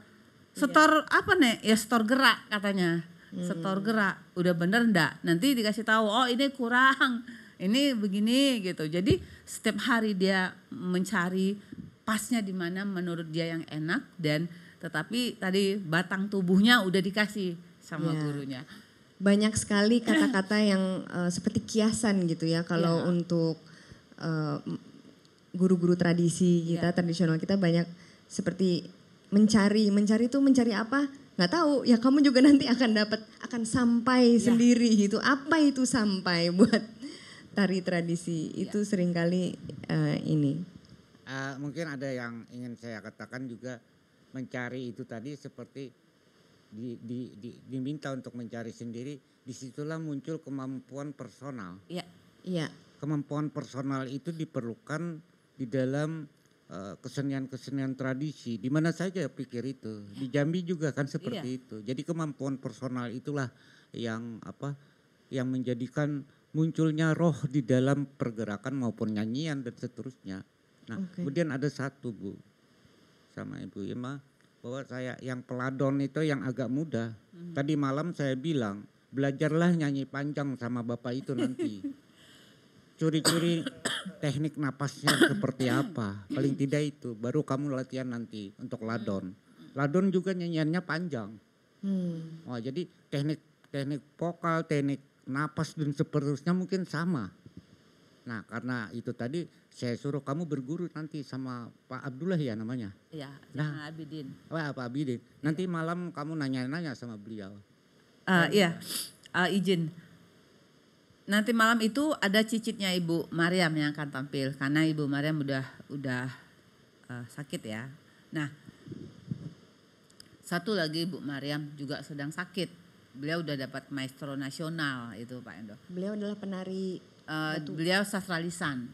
Oh, sastra lisan. Terkenal sama petali. Kalau di sana beliau waktu mudanya itu hidup dari sawah ke sawah melantunkan. Jadi kalau sana ada sedang menuai, sedang panen, itu ada namanya senandung. Kalau kita mengatakan mungkin ya senandung tuai, tapi kalau bahasa lokal mengatakan tali tuai. Tukang menyanyikannya disebut petali. Tadinya ibu tuh mau datang gitu, terus saya minta tolong lihat di situ kondisi beliau. Saya ketemu beliau 3 bulan lalu masih bisa, kami ada acara, kita temukan dan beliau masih bisa melantunkan talinya. Nah kemarin waktu Mbak Restu ke Jambi pengen melihat tertidur. Kemarin saya tanya lagi, kondisi beliau udah semakin menurun gitu. Untungnya kita punya rekaman beliau yang masih kita pakai gitu. Jadi ketakutan terbesar saya sebenarnya Mbak, kehilangan mereka. Saya takut banget kehilangan maestro. Nggak tahu saya kenapa gitu. Saya paling takut kehilangan maestro. Terus kita belum sempat ngapa-ngapain buat mereka gitu loh. Mereka tuh sepenuh hidupnya itu udah ngejagain yang kita wariskan sekarang, maksud saya. Dia udah ngejagain seumur hidupnya.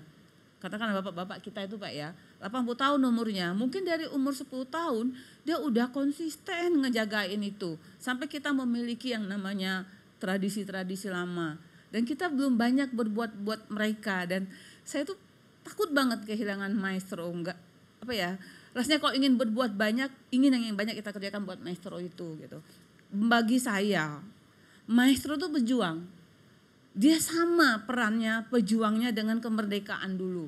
Kalau pejuang kemerdekaan dia menjaga negeri kita, tapi mereka tuh menjaga budaya kita gitu. Jadi posisi maestro itu bagi saya ya sama pejuang gitu. Mereka juga layak beliau meninggal ya makamkanlah di Taman Makam Pahlawan. Taman Makam Pahlawan kebudayaan kalau perlu gitu. Jadi posisinya sama gitu. Bayangkan sepanjang hidupnya nggak pernah meminta balasan apapun, nggak pernah meminta penghargaan apapun. Ada yang mau nanggap mau enggak, dia terus saja ngejaga kebudayaan. Lah mencari orang seperti itu nggak gampang gitu. Dan itu udah teruji dengan waktu, dengan masa untuk mereka konsisten. Terus kita bisa buat apa ya buat maestro gitu. Nah panggung maestro ini menurut saya salah satu dedikasi pecinta seni, baik dari Purnati mungkin yang diberi kepercayaan untuk melaksanakan kegiatan ini. Itu salah satu wujud maksud saya bagaimana kita memberi penghargaan yang tinggi kepada para maestro. Jadi saya kalau udah ngomong maestro karena tanda kutip juga kita bisa bicara maestro di kami ya Pak, di Jambi yang saya lihat karena saya sejak tahun 90-an saya tuh memang keliling ke desa-desa mulungin seni dan budaya tradisi, mulungin karena saya pemulung kebudayaan. Itu secara finansial gitu, secara perekonomian kan memang bersahaja kehidupan para maestro gitu maksud saya gitu.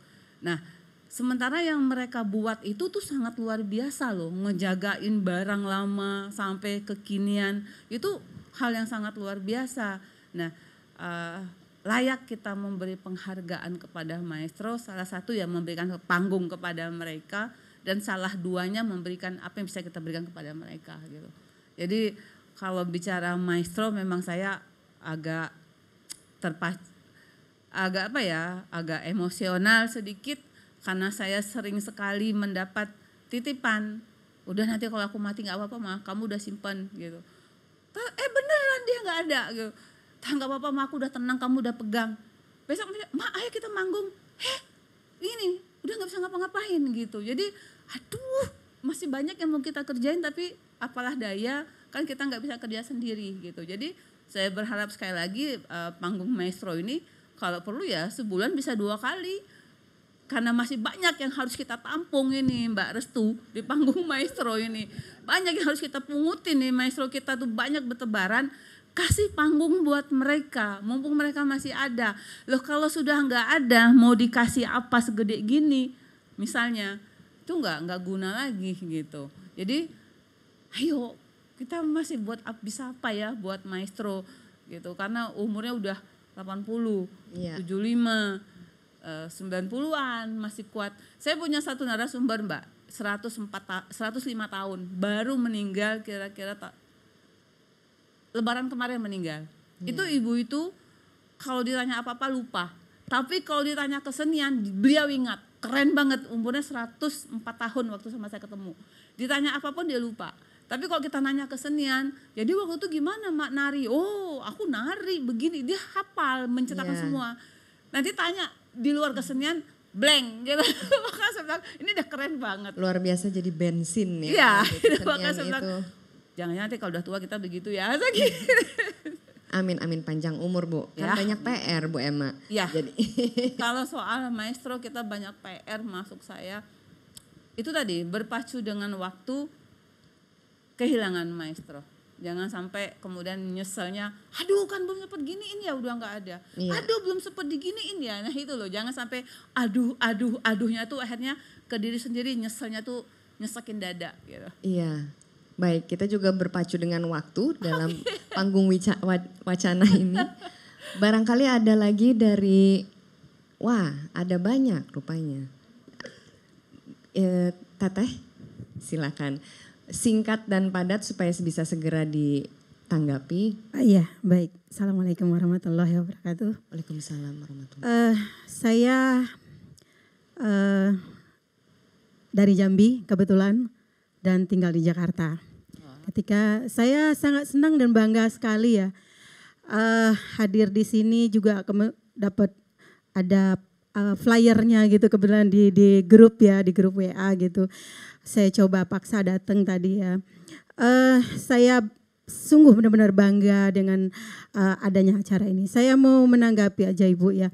Saya senang sekali, saya berharap ya ini kepada Pemda Jambi ya. Karena selama ini saya kebetulan orang kesenian Bu. Walaupun saya ngajar tapi kesenian saya tidak hilang. Tapi saya juga penulis, saya lebih banyak di Jakarta. Sejak tahun 2018 saya lebih banyak di Jambi. Saya di Jakarta lagi ini baru 1 bulan lagi Bu. Jadi kemarin itu saya keliling dan saya merasa berdosa sekali ketika saya di Jakarta itu selalu saya melihat tampilan kesenian-kesenian daerah itu ya dari berbagai daerah. Cuma jarang saya temukan Jambi. Yang saya temukan Jambi itu sering ada penampilan tari itu sebelum tahun 2000-an Ibu. Itu juga karena saya tahu itu selalu yang muncul Tom Ibnur lagi gitu. Jadi saya hanya mengenal bahwa orang Jambi itu Tom Ibnur gitu. Kemudian setelah itu ada terakhir saya lihat di tahun 2005 itu di Kongres Kesenian di Taman Mini itu menampilkan tarian Lukah Gilo. Ibu tahu nggak bangganya saya luar biasa waktu itu ya, nggak pernah ada Bu gitu. Nah setelah saya jalan-jalan Bu ke Kerinci kemarin, saya itu setiap ada, kebetulan saya di Kerinci, saya itu setiap saya mendokumentasikan karena di Kerinci itu ada tradisi kenduri seko ya. Kenduri seko itu semacam pesta adat. Nah, pesta adat itu jadi masing-masing desa itu kan punya adatnya tersendiri. Ada juga pesta adat seperti yang Ibu tadi bilang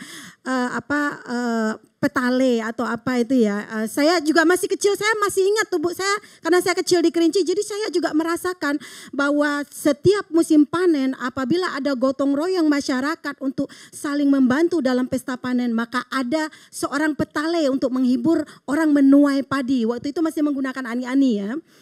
Jadi bukan kayak sekarang. Nah, itu luar biasa. Tapi kemarin sempat saya temukan lagi ada satu acara itu di Kerinci ya. Kemudian saya juga ngikuti di setiap desa-desa itu karena memang Kerinci itu luar biasa dalam kebudayaan gitu. Saya juga kebetulan Ibu sekarang lagi menulis buku khususnya tentang ritual ya. Ini yang sudah hilang Bu. Ini sudah hilang bahwa di Kerinci itu bahwa ada satu tradisi lisan. Tradisi lisan itu berupa pengobatan. Nah itu yang lagi saya angkat, saya lagi menulis buku itu insya Allah sebetulnya sudah rampung, cuman saya sedang merevisinya ya. Jadi itu benar-benar luar biasa bahwa tradisi pengobatan itu melalui tradisi lisan yang jelasnya. Itu yang tidak pernah lagi diangkat. Baik. Itu Bu. Ya. Tanggapan Terima dari kasih. saya. Semoga ini bisa ke depan jadi perhatian bagi Pemda Jambi karena Baik. Ibu ada di sana. Terima kasih. Assalamualaikum. Terima kasih Kak. Ya. Selamat, semoga bukunya segera rampung. Kakak satu lagi ya? Boleh langsung aja?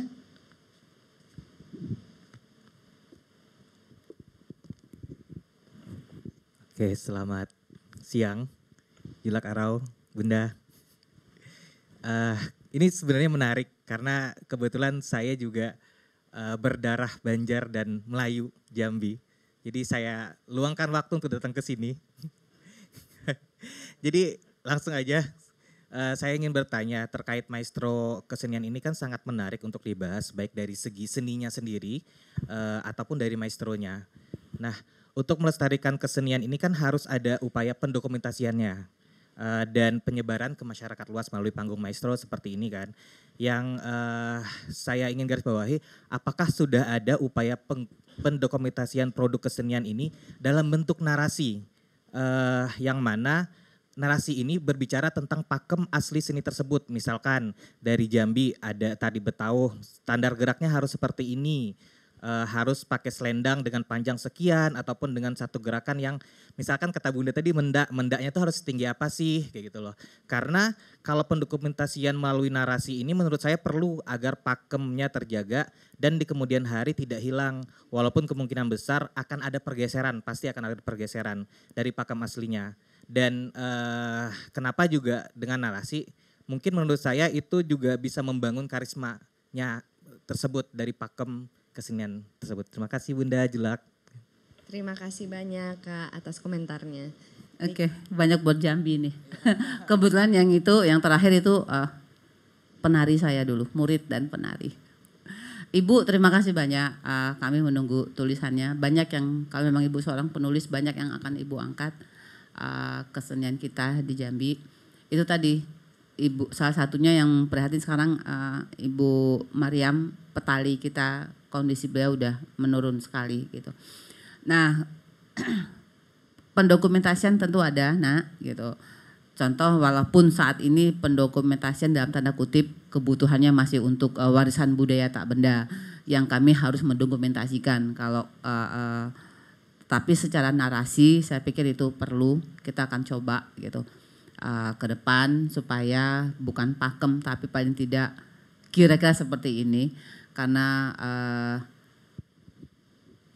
perlu untuk tanda kutip kalau standar kayaknya paling tidak seperti itu catatan-catatannya. Nah kemudian yang untuk Ibu yang pertama, Bu terima kasih banyak kalau Friday udah sampai, ajaklah kawan kita orang Jambi kaget malam nonton. Karena di grup Jambi itu saya mendapat gini Pak, ini penarinya tua-tua semua yo. Nggak ada penari muda, komennya gitu kemarin kan ada gitu. Terus saya jelaskan, oh iya ini panggung maestro, gini saya jelasin semua. Jadi kadang-kadang juga itu perlu diinformasikan Bu, sehingga orang Jambi yang di Jakarta, saya yakin tidak semua pernah melihat yang kita tampilkan kaget malam. Jadi kami menunggu kedatangan, mumpung ada 3 kali pertunjukan, malam ini, sore besok sama malam besok, puas-puaslah aja orang Jambi nonton punya kita dewe gitu kali. Ya, terima kasih Bapak. Gini, dalam hal ini kan kecuali ada penulis sepertinya seperti itu. Kecuali ada penulis bisa terdokumentasi secara tulisan. Tetapi media lain saya pikir, tapi saya juga buka ladon itu ternyata dewa mitos dewa Yunani. Saya buka di Google, tulis ladon, ternyata mitos ini muncul. Artinya apa? Kita mencek di situ ternyata untuk yang menulis itu belum. Seperti itu. Tapi ini tadi, regenerasi itu adalah satu masalah bagi kita. Bagaimana ketertarikan mereka terhadap versi generasi muda terhadap kesenian yang ada itu. Ya. Versinya ya silakan seperti apa. Jadi kalau urusan pakem itu mungkin yang dulu pakem. Kita memandang yang dulu itu pakem. Padahal yang kita tulis sekarang juga adalah bisa pakem. Untuk kedepannya seperti itu. Karena kita perlu diingat bahwa apapun yang ada di dunia ini semua dinamis. Seperti itu. Bahasa pun bisa hilang. Ya. Karena dinamisasi itu. Saya lihat juga anak muda kan bahasanya tidak bahasa Indonesia yang baik dan benar. Mana-mana itu saya seperti itu. Iya. OTW, apa itu OTW? Kalau kata orang Sunda itu oke Seperti tungguan itu. weh. Itu. Jadi ini tadi. Jadi persoalannya adalah apa yang kita tanyakan sekarang adalah sama dengan menanyakan diri kita sendiri. Oke. Aku ini siapa? Untuk apa? Seperti itu kayaknya. Seperti itu saja saya menanggapi ya. Makasih. Terima kasih ya Jula. Baik, di sini ada 3 dewan artistik dari pertunjukan panggung maestro. Saya ingin bertanya barangkali apakah dari Ibu Restu, Pak Endo dan Pak Sulis mau menanggapi diskusi yang cukup ramai pada pagi hari ini. Oh sorry, nggak kelihatan, maaf. Ya silakan, maaf.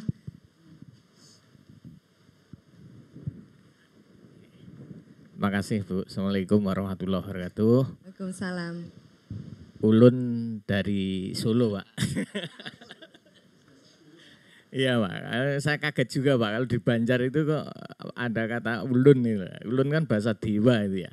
Iya itu kan bahasa, kalau di Jawa saja Pak nggak pakai ulun loh Pak, itu bahasa dewa tingkat tinggi loh Pak itu. Iya. Nama saya Ulun Sumari dari Senawangi ya. Senawangi sama Pepadi itu organisasi pewayangan. Ya, yang membina pewayangan di Indonesia itu ya. Kalau Pepadi itu organisasi profesi para dalang. Terkait wayang Banjar, memang ini menjadi salah satu wayang yang waktu itu kita usulkan ke UNESCO tahun 2022 ya, sehingga ditetapkan 7 November 2003 waktu itu ya. 2003 kan ditetapkan 7 November. Waktu itu memang kita kepikiran, waktu kita ditawari Pak Dr. Sriastanto waktu itu sebagai Dirjen di Kebudayaan di Parekraf dulu ya, kita wayang Indonesia untuk diajukan UNESCO, maka waktu itu kita lakukan riset. Dari berbagai puluhan bahkan ratusan jenis wayang di Indonesia itu kita pilih 5 Pak, untuk mewakili waktu itu kita riset. Yaitu wayang Parwa Bali, wayang kulit gaya Surakarta, wayang Purwa Jawa Barat, wayang kulit Sunda, terus itu sebagai sampel wayang yang sudah eksis ya, terkenal itu. Perkembangannya sudah maju dan wayang-wayang yang hampir punah. Dulu kita wakilin 2 Pak, yaitu 1 wayang Palembang, kedua wayang kulit Banjar.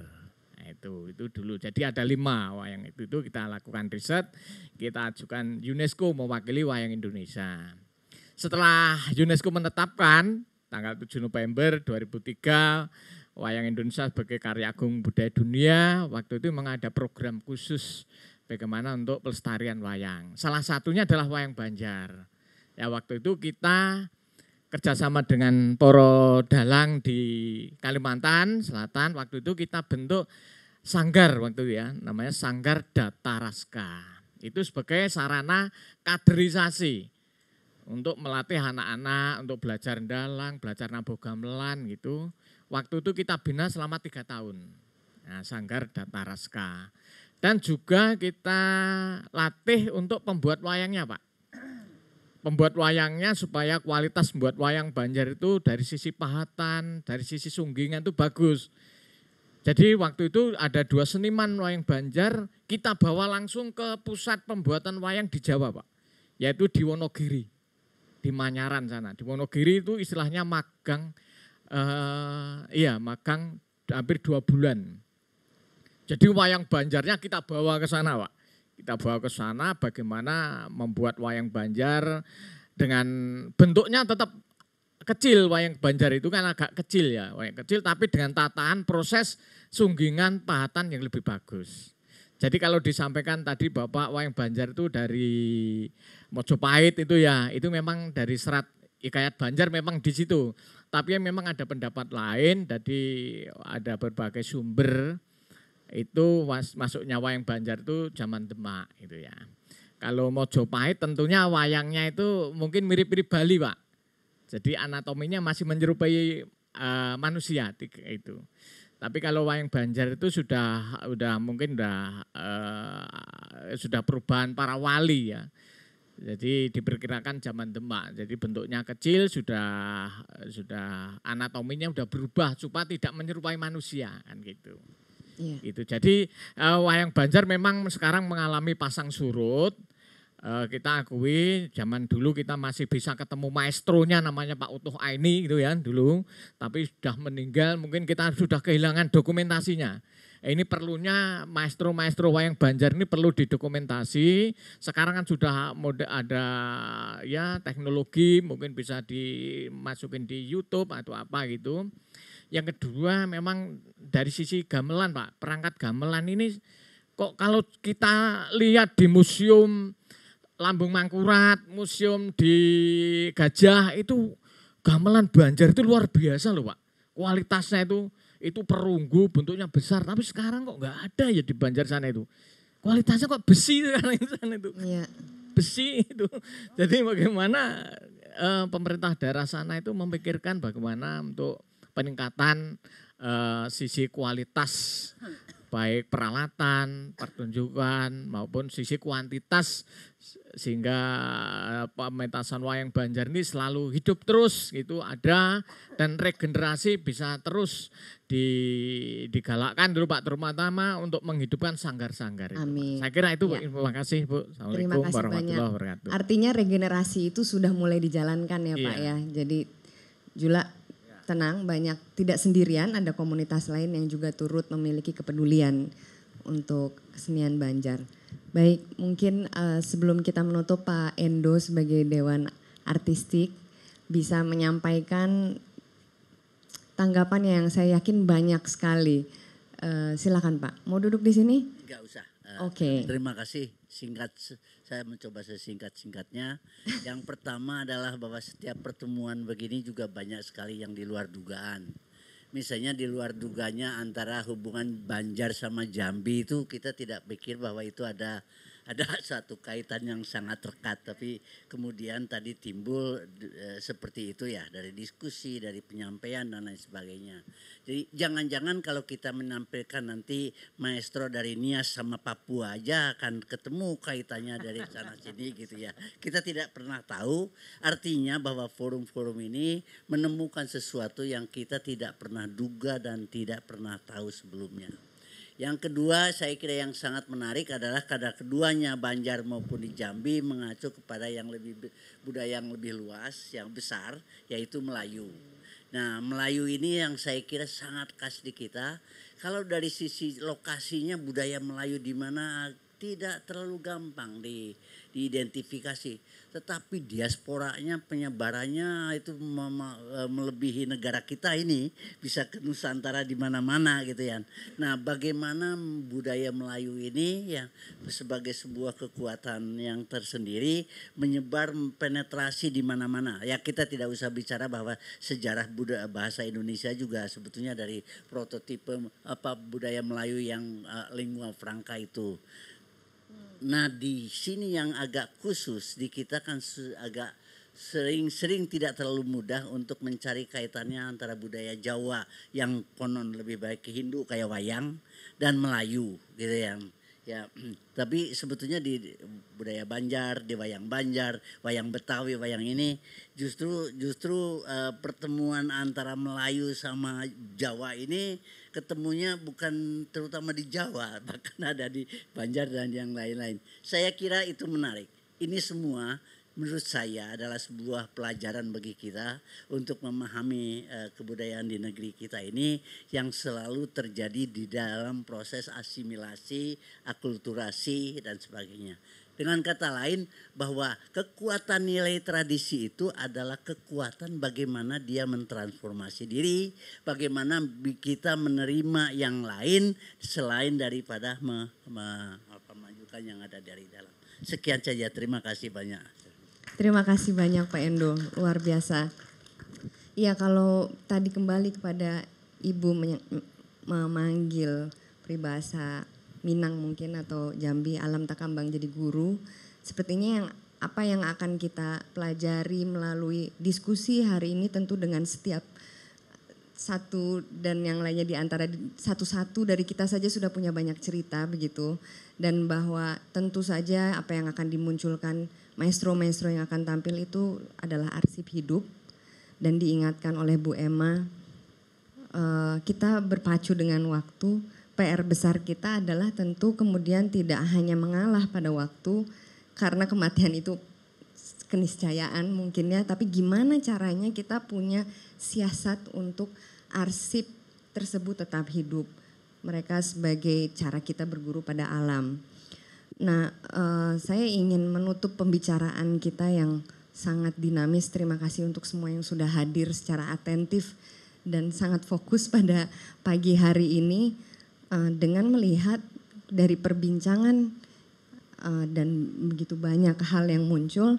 Rasanya panggung yang dihadirkan oleh Panggung Maestro ini bisa dibilang sebagai ruang advokasi bahwa hubungan kelindan antara seni pertunjukan, tradisi maupun birokrasi ini adalah sesuatu yang harus kita bela bersama, kita perjuangkan bersama sebagaimana para maestro ini sudah menggadaikan hidupnya. Jadi emosi.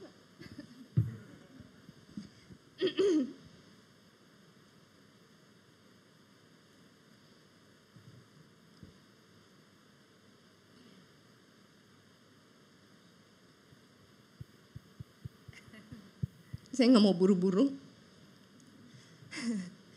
karena memang mungkin harus dihayati aja.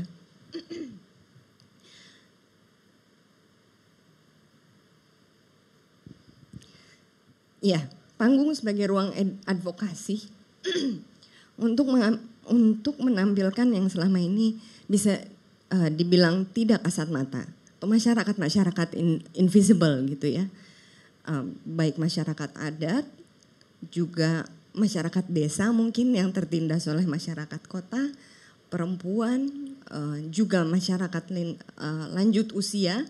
Selalu yang didahulukan itu kan usia produktif. Kemudian lanjut usia itu dianggap sudah tidak memiliki tempat lagi. Nah, saya pikir kita perlu merebut ruang ini sebagai ruang advokasi, dan karena isu yang begitu partikuler dan lokal seperti belajar pada elang gitu, itu ternyata membawa nilai yang sangat global. Kenapa jadi emosional?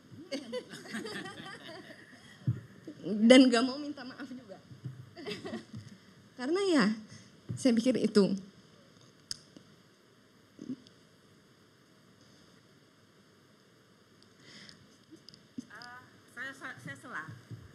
Artinya saya ingin mengatakan, makasih Mbak Restu.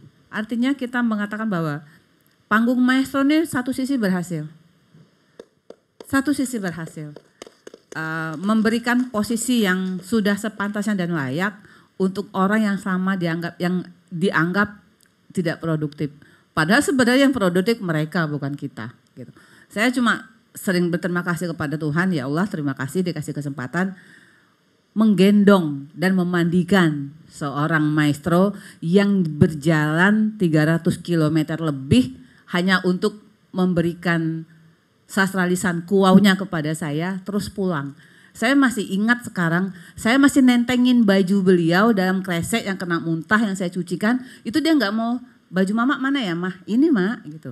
Nah, artinya di situ saya mengatakan bahwa oke, tadi Mbak mengatakan saya juga terbersit, ternyata pandangan orang yang terhadap maestro yang menganggap tidak produktif harus kita balik.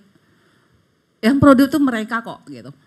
Puluhan tahun menggadaikan tanda kutip menyerahkan hidupnya menjaga tradisi, kita baru berapa tahun Pak? Belum ada 30 tahun, paling baru 5 tahun, 7 tahun.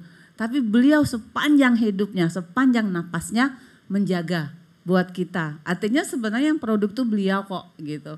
Mungkin begitu saya menyambungkan. Karena dari awal saya katakan kalau bicara maestro, hati saya membuncah. Karena saya kesel banget.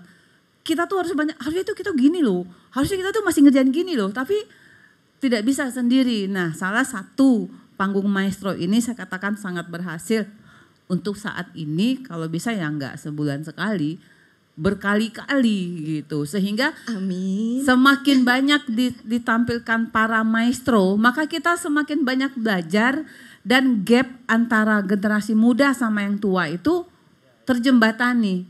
Kan kita sering maaf saya melanjutkan ini.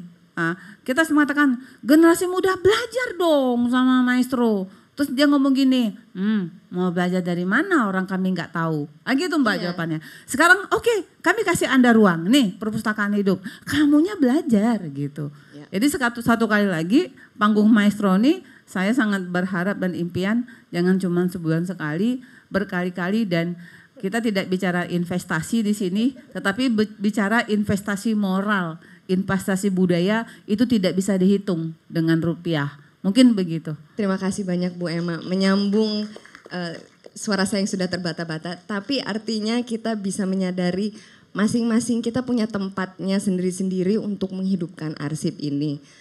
Mungkin secara kenegaraan atau birokrasi sekarang ada pencatatan PPKD melalui munculnya Undang-Undang Pemajuan Kebudayaan, ada penetapan WBTB begitu. Kemudian di sekolah bisa diajarkan secara informal di sanggar, dan kemudian apa yang dihadirkan oleh Bu Restu, Pak Endo dan Pak Lis juga ini suatu bentuk advokasi itu gitu kan. Dan apa yang bisa dilakukan oleh kita remah rengginang rakyat jelita ini tentu adalah paling tidak menghadirkan penonton untuk malam ini. Karena itu adalah apresiasi, adalah juga suatu bentuk advokasi yang paling kuat. Mungkin itu yang perlu kami sampaikan.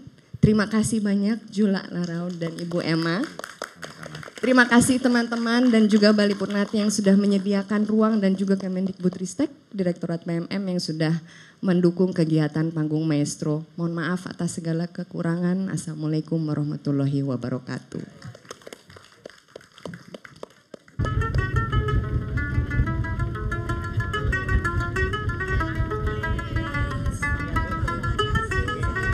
Baik, demikianlah panggung wacana hari ini, mendengar, melihat, dan merasakan makna dari tradisi yang dirawat para maestro.